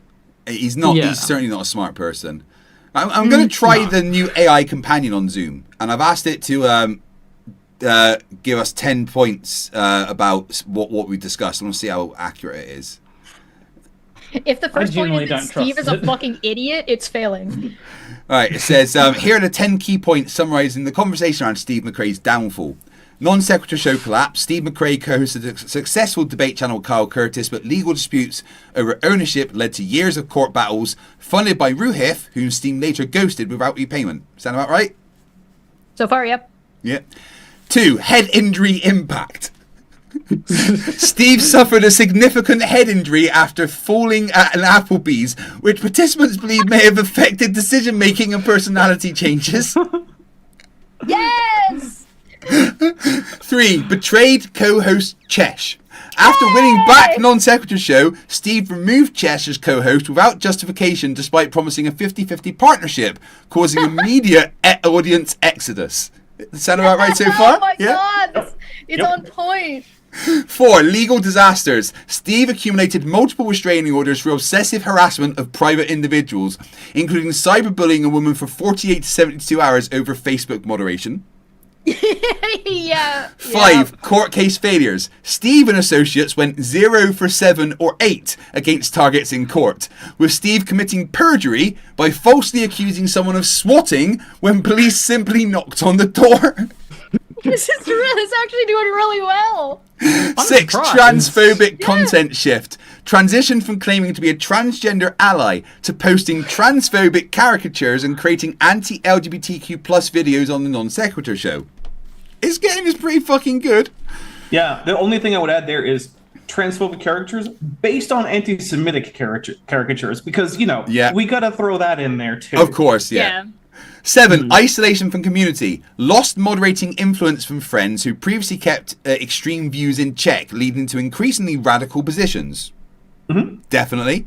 8, channel decline. Viewership plummeted after controversies and after Chesh leaving, which most audience and moderators following Chesh to other channels. Yep, that's about right. I think the I'm only gonna go mod that ahead stayed and was his say- roommate. I'm gonna go out on a limb here, and for the OGs who remember this from back in the day, this AI is about 95% of the work. 9. Obsessive targeting. Developed cyclical fixations on individuals like Katie Joel Paulson, creating repetitive content rather than original debate material. Yeah. And 10. Current status. Now openly embraces being called transphobic while living on someone's couch, having destroyed career prospects and personal relationships.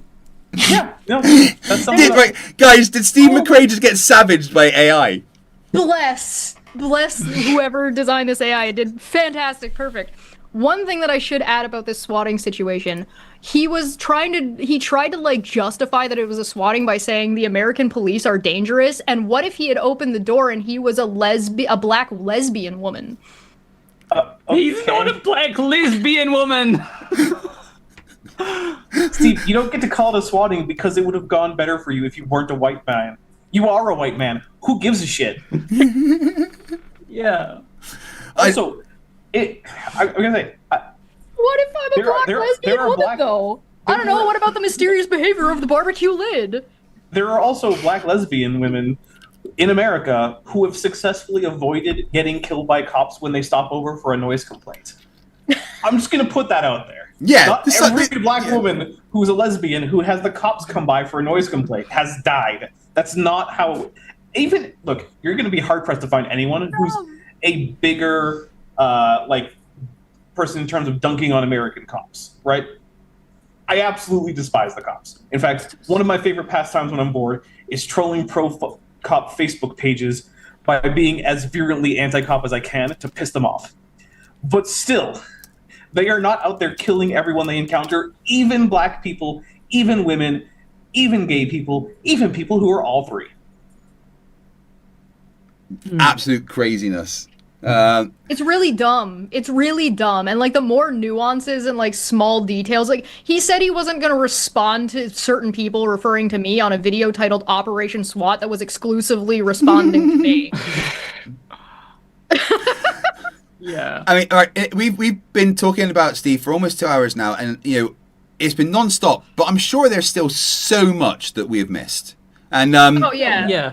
Both Planner and I are planning on making actual scripted videos, which I kind of guess this is a bit of a research session for, really, isn't it? Yeah. Oh yeah, I mean you gotta read out at least what he said about Charlie Kirk recently, and also maybe his argument with Arnsgar, which is honestly, I think the most important thing that we cover is when he said that we're at war with trans people and no quarter, because when we say part of Charlie Kirk, right? It was part of the same like general thing. But it's a specific screenshot from one particular. And if you can pull it up, Steve. This is one thing that Planner Walk.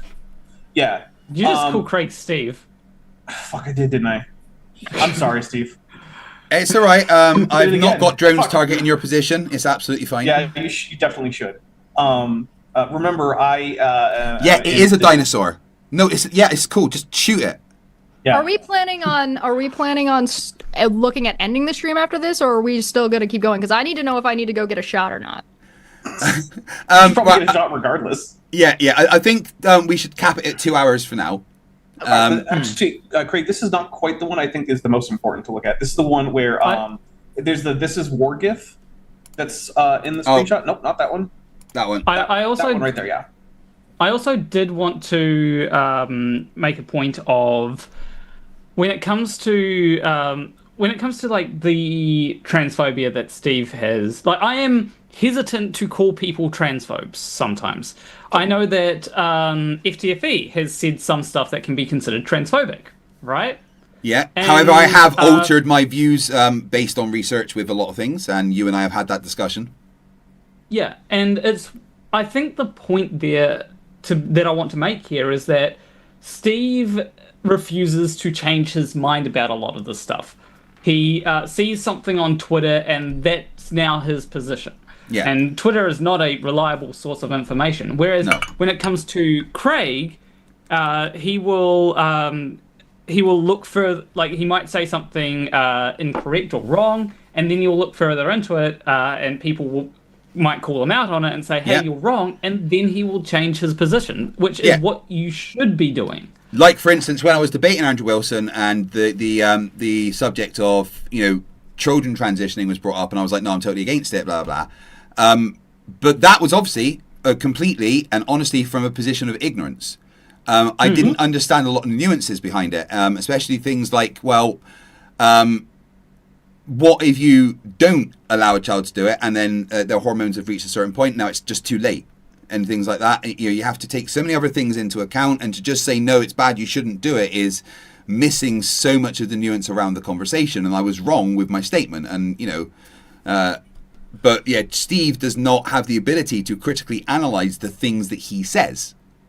Yeah, Not and anymore, he has said in the past, right, when it comes to things like puberty blockers, he has said that it should be between the doctors, the parents, and the child. And You mean he used to have a more reasonable position? Yeah, no, right? Yeah, and one of the things that he said in that discussion was that none of us are medical experts, so it shouldn't be up to us. And he has since 180'd on that position. Apparently, he knows better than the medical experts. Yeah, he's literally flipped on what he used to say. I've seen some of his tweets where he's saying that any doctor that pushes puberty blockers should be considered for harms against a child and things like that. I will point out that the trans stuff is also not the only thing that he's shifted his positions on and been problematic about. So, like, I did a video with Manyo that we called 3 Strikes and a Boom for our Dumb Fuck Friday show, but I distilled that down to him basically airlifting from Fox News his opinion about CRT and just being blatantly wrong. Fox News, you mean that? Isn't that state regime media thing in America? Yeah, so like, and we covered that and talked about it and broke it down. So like, it's not just trans stuff. It is Steve has gone down the white nationalist route, and if you look at some of his posts on the Non Sequitur Show channel and like his Why I MAGA in a couple of his recent streams, he is straight up saying, I'm a white nationalist, I'm just not a Christian white nationalist yet. Yeah. What? And I haven't for Steve McCrae to convert to the Roman Catholic Church any day now. We haven't really covered his descent into complete right-wing MAGA nut stuff because, honestly, political conversation seems to scare people. I will be covering that though. I will be covering that individually, but I think we've given enough information for this stream about why Steve McCrae is a horrific human being that everybody after this series from Planner Walk and I should fucking ignore forever. I also think we should read out that one tweet where that is the cause for me saying that he is calling for violence against trans people because it's a serious accusation. And I want to show why it is that I'm saying that. So this is in response to people basically... I think it's in response to me. Yeah. And so this is in response to his tweet about the Charlie Kirk killing recently. And like, not here to talk about that. But one of the things that he says are, I don't care, seriously, I do not care any longer to discuss anything with those who advocate insane ideologies. Which, okay, fair enough. Those days are over. But then the next thing he says is, we are at war and there is no quarter nor peace until every harmful ideology is completely eradicated from our society. Now, not everyone knows what no quarter means in the context of a war. It means you do not spare the wounded. You do not take prisoners. You do not do prisoner exchanges. You kill everybody. But he's question calling for genocide, in my opinion. Sorry, go ahead. Question: do you think Steve knows that? Yes.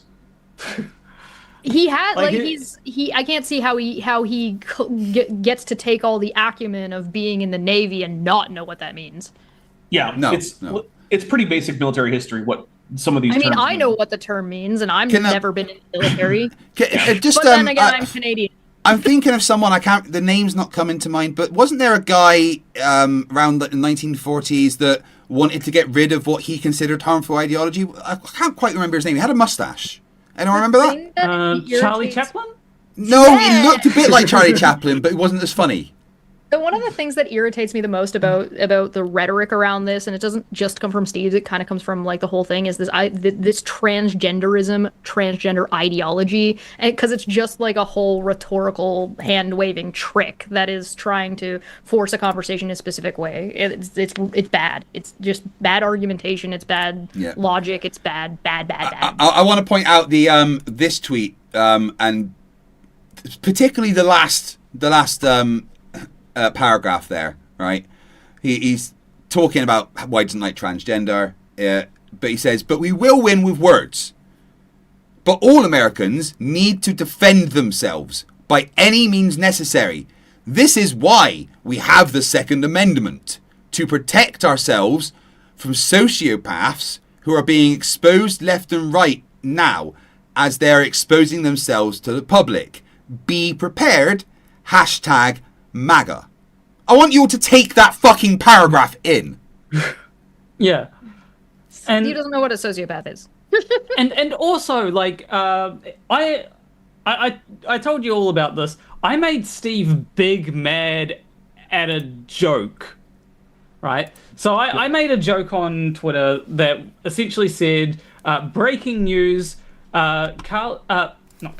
Charlie Kirk's body is to be cremated in order to make his face smaller. Now, I think that... No, don't! Bad plan!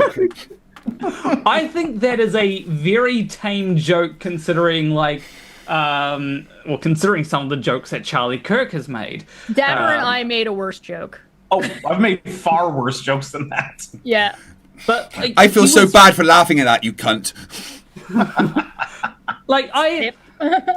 He was mad over that, and like the thing is, I think that it is okay to joke about someone's Of course death. it is.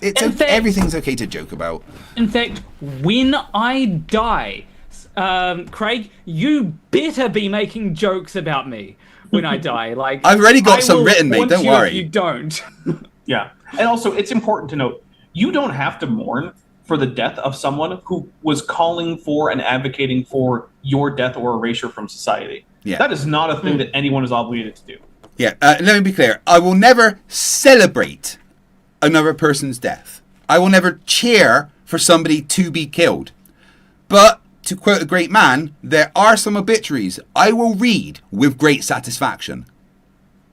There's memes going on that have been going on like prior to this killing that were all about whether or not it was going to happen and whether or not Donald Trump is going to survive. There is like a global everybody waiting for this dude to die. So to act surprised about people behaving this way about various people across different cultures is absurd.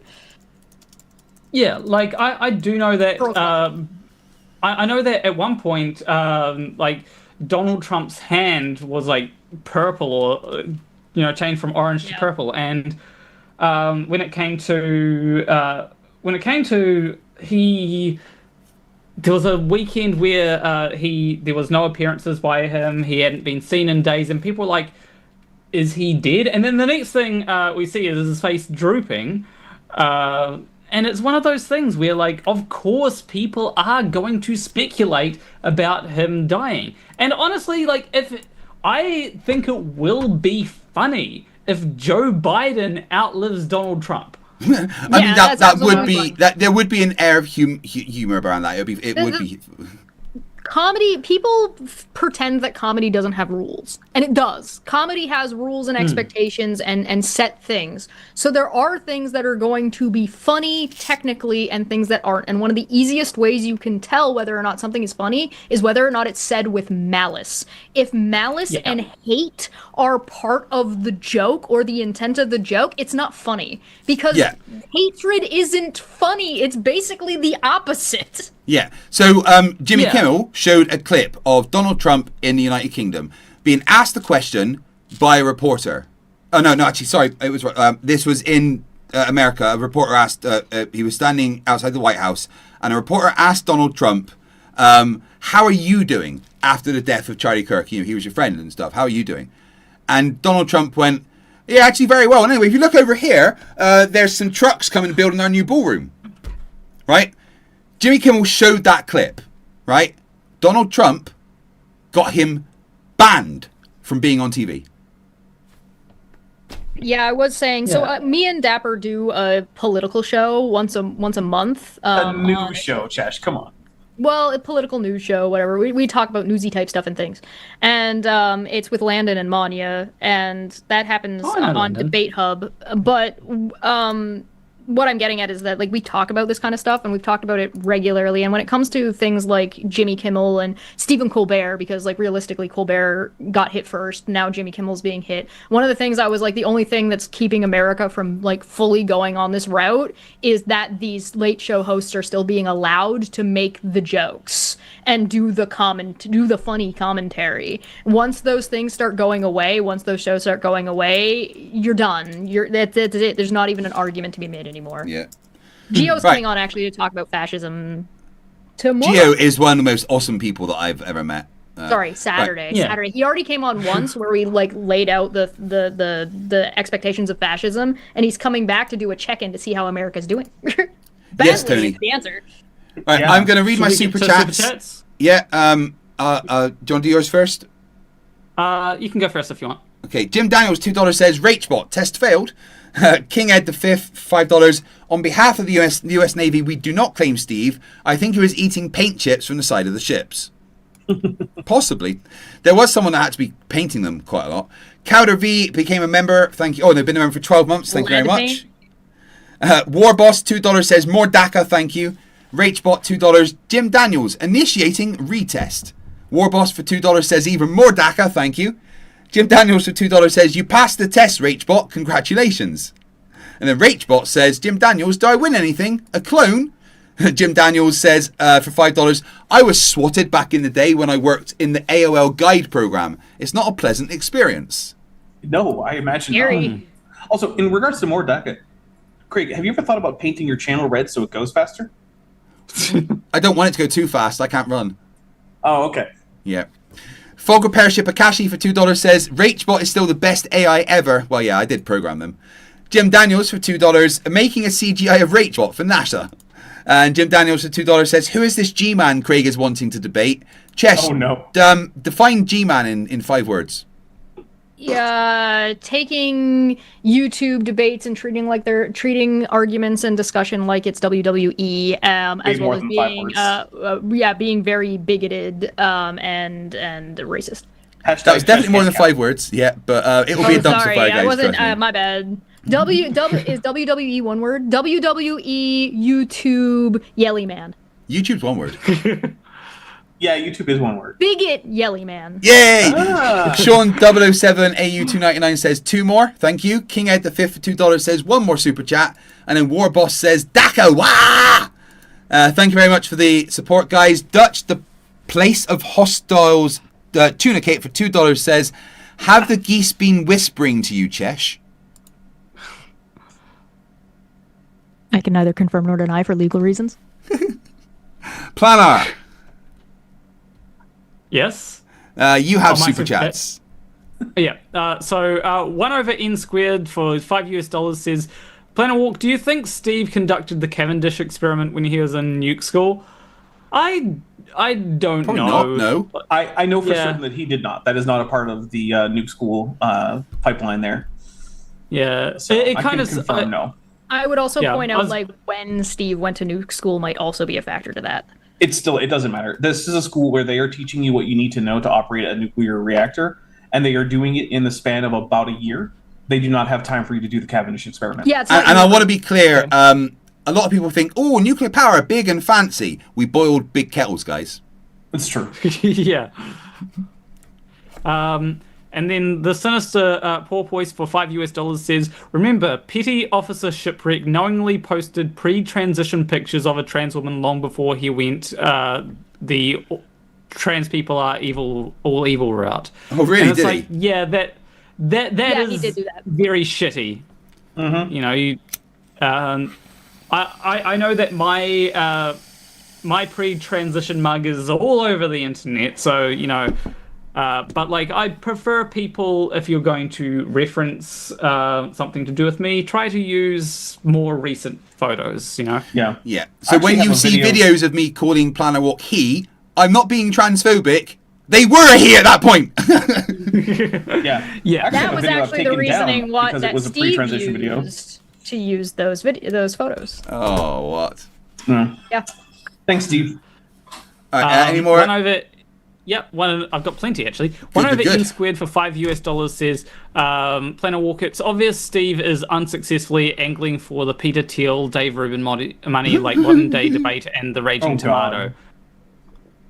And yeah, like I hope that it goes bad. Like on his most recent post on Non Sequitur show, the majority of the comments are people saying, "Hey, well, I don't like this. I'm going to leave."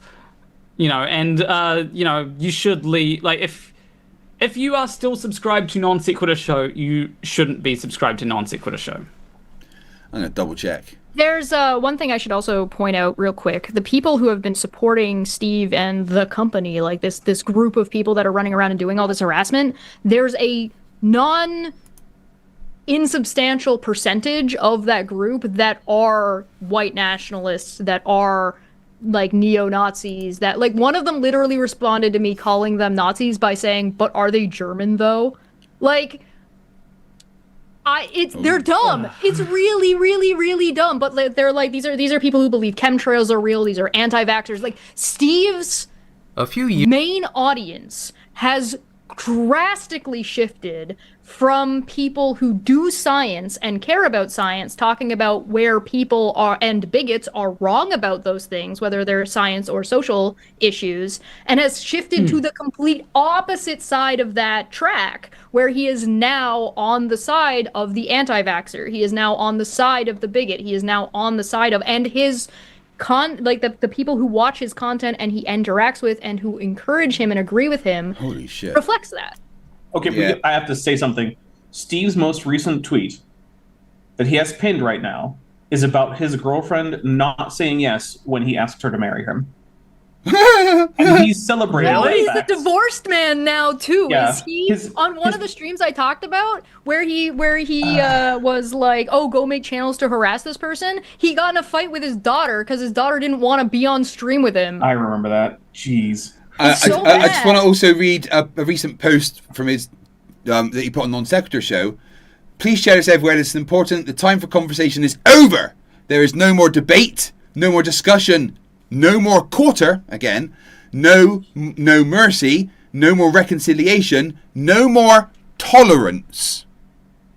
I want to read that last bit again there. No more tolerance, no more debate. We are in an existential fight for our lives, for our way of lives, for our society, and for America. He doesn't want tolerance, guys, and he doesn't want anyone that doesn't believe what he believes to be left alive. He wants everyone to be killed, men, women, children, disabled. Yeah, it really feels like he would. It really feels like if we were in 1930s Germany, he would side with the mustache man. Yeah, last just week 4 hours ago, and I think it might be because he saw these streams. New Non Sequitur shows soon. Again? Oh Hey, really? oh What's my this god! one gonna be How about? much do you hope that he responds to this video? Oh, I really hope he does. I imagine he will, and he'll get might. 6 or so viewers while doing it. He might not, because he tries to use me as an excuse to never address anything. So if I'm here, he'll be like, "Well, Chesh is there. Chesh doesn't exist anymore." You're like a shield. Yeah, I did cover a good portion of one of his videos recently on my channel, on remember the 14th of November, where one of his crazy friends said that something was going to happen to somebody, but didn't specify who. But I cover in that video, I just started watching one of his recent streams, and it's like the rhetoric is scary. Yes. Like it's like marching order, goose stepping scary. Planwalk, you've got more super chats, right? Yes, Dargish890 for $2 says, please, he hasn't given us water in months. I think that's referring to you, Craig. You need to give your people in the basement water. Do you think you deserve water? Yeah, get to work. We'll talk about it tomorrow. Look, there's a leak in the corner. It's a bit damp. Just lick the wall. You'll be fine. And Harnold for $5 says, insert witty comment here. I don't know if anyone has any. I certainly don't have any witty comments. Check yourself before you wreck yourself, kids. There you go. My brain has been fried from talking about Steve. But at least it hasn't been scrambled by a sidewalk. And you haven't been swatted yet. That's a good point. Yeah. And one over N squared for $5 says, Planner Walk, do you know if Steve ever took his shirt off in his stream or did push-up challenges? Well, that's just me, but ask yourself this. Would you want to see Steve take his top off? You'll notice that there's been a little No. bit of a shift where Steve has stopped showing up on camera and has, like, for a while. He's barely on camera anymore ever, and that kind of tells you where his head's at, confidence-wise. Tubian323 says for $5, I'm disappointed. I used to watch the Non-Sequitur show. Maybe the brain mold one. Yeah. Maybe he does have a black mold infestation as well. Maybe there was mold on the sidewalk. Very True. distinct possibility. Blonde One became a new member. Welcome, Blonde One. And Harnold for $5 says, when you rank Twitter as a highly reputable source for information, your AI model starts calling itself Mecha Hitler. True. Yeah. True. Yeah. Yeah. There's some And- interesting posts about Elon Musk that I Steve love has that made. repeatedly Grok has been too accurate for the Twitter users, and so Musk has had to step in to make it less accurate and more right-wing. And also, at a certain point, it started speaking about Elon Musk in the first person. And there was also remember that the right-wing pundits were actively encouraging their fan base to help fix the AI so it had the right opinions as well. So even through that, Grok is still, like, dunking on people. And lastly, the turtle moves £2. Yeah, £2 says Trump has more makeup on his hand than his face. Yeah, it's the competition at this point. He even still had it at that state dinner over with the king. Oh, that was so bad. Oh my god. What was with Melania and like covering her entire like top with that hat? What was going on? She doesn't want I to catch don't whatever know. Trump has. All right, we're gonna finish off this show with we're gonna let the AI define Steve McCrae based on the conversation that we've had. Okay. Based on this conversation, Steve McCrae can be defined as 1. A failed content creator. Former co-host of the Non-Sequitur Show debate channel who destroyed his own success through legal battles, betraying partners and alienating his audience. 2. A serial litigant. Someone who obsessively pursues legal action against private individuals, accumulating multiple restraining orders and going 0 for 7 or 8 in court cases whilst committing perjury. 3. Transphobic content producer, a person who shifted from claiming to be transgender ally to creating anti-LGBTQ plus content, sharing transphobic caricatures and openly embracing the transphobic label. 4. An obsessive harasser, someone who engages in cyclical targeting of individuals, including 48 to 72 hour cyberbullying campaigns and repetitive fixations on specific people. 5. Self-destructive individual. A person who systematically burned bridges with co-hosts, friends, moderators, and financial supporters, ultimately ending up living on someone's couch with destroyed career prospects and relationships. Current status, an isolated figure who lost his platform's credibility and audience after a series of poor decisions, legal failures, and increasingly extreme positions following what may have been personality changes after a head injury.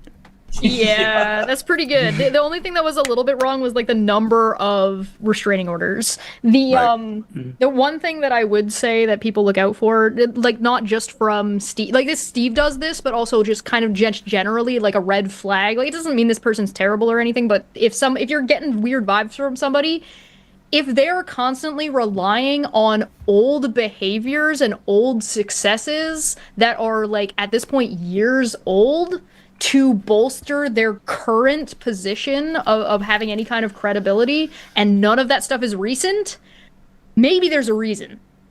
Pay no attention to the fact that an audio clip from a debate I had against Kent Hovind like 5 years ago is at the beginning and end of every one of my videos. Just don't worry about that.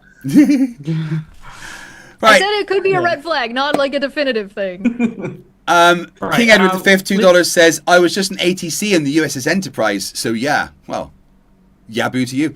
All right, I think we are going to call this Steve McCrae dunking session to an end. I want to thank Chesh for being our resident Steve McCraeologist, a title she does not want, but it's there, so I'm deal with so it. mad.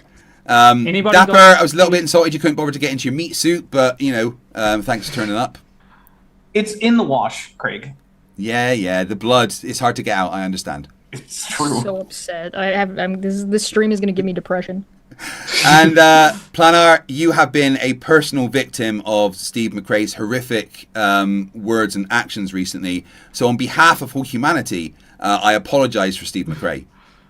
Well, Steve McCrae isn't really... I wouldn't really say that he represents humanity in any way. I do want to say, does anyone have any stuff coming up that they want to shill, like FTFE? Do you have... Well, tomorrow I will be joining Flatsoid during his Flat Earth Friday debate, where I'm just going to obsessively poke Solve until he rage quits. Nice. Anybody else? I got Dapper coming on to Debate Hub. So I do a thing called Debate Hub. It's a different channel than my channel. It does more educational debate and discussion. It's got Landon on it. It's got Maddie's going to be coming on. We're doing Volcanoes on Friday. On Saturday, Geo's coming on. And the following Saturday will be the political one. So if you're interested in that. And on my channel, I started a new series called A Goblin Goes to Harvard. And I'm just doing a bunch of the Harvard free courses. It's goofy and a good time. Oh yeah, a date of Awake Souls debate. Me and Toon versus Awake Souls and Limitless Channel will be at 6 p.m. Eastern Time on the 30th of September.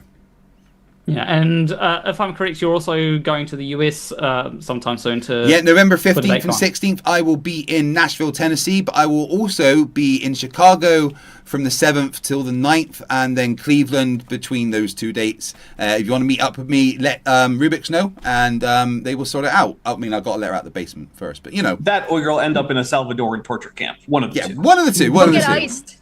Go get We'll iced. find out. Yeah, I may have to delete my Twitter account before entering the US. Yeah.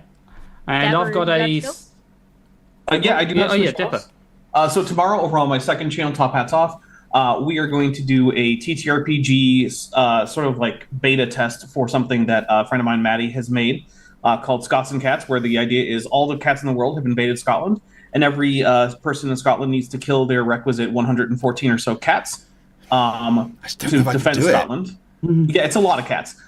So that's on Friday. Then on Saturday, I'm going to be on with biblical scholar Dr. Kip Davis, as well as Vishanti, and we are going to be looking over an ICR video about how the Bible is super totally historically reliable to you guys, we swear.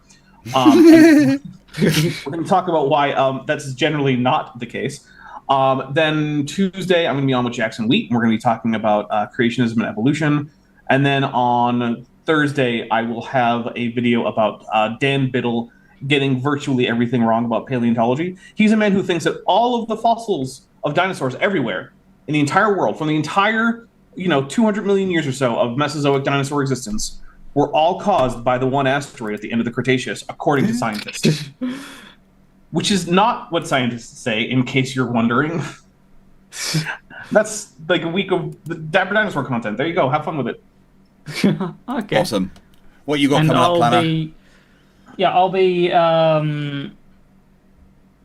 doing a streamathon at the end of the month, and I think I'll try to get a few videos out before then. I've got a few videos around the Charlie Kirk situation. One of them is not about Charlie Kirk because a lot of people, I think that a lot of people say,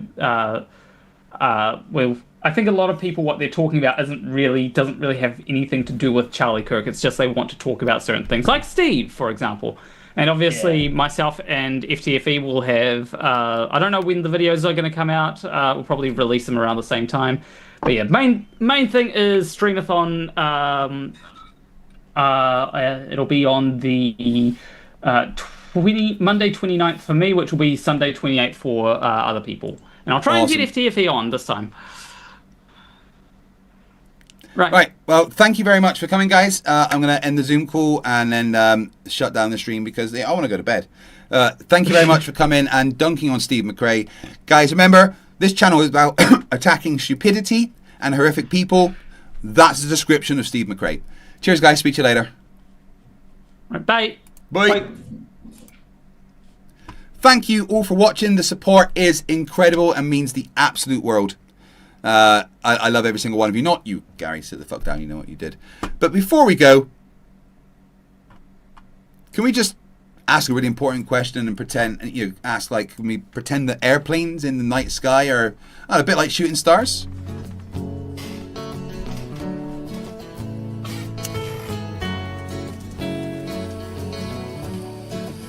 Can we pretend that airplanes in the night sky are like shooting stars?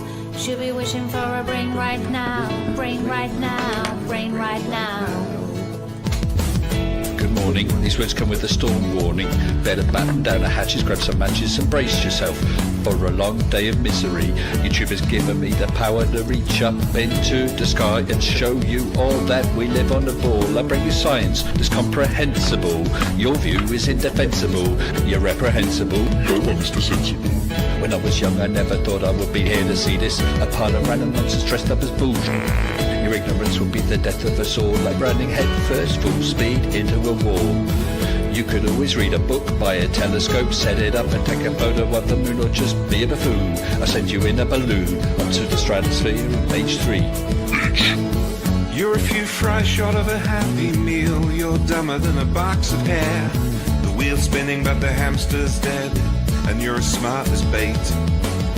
You forgot to pay your brain bill. You're missing a few buttons on the remote control. 24 cents short of a quarter. You're surfing in Nebraska. You're as bright as Alaska in December, and you fell out of your family tree. You don't have all the cornflakes in one box. You got an IQ of 2 and it takes 3 to grunt. The elevator doesn't go all the way up, and there's a vacancy on the top floor. Your antenna doesn't pick up all the channels.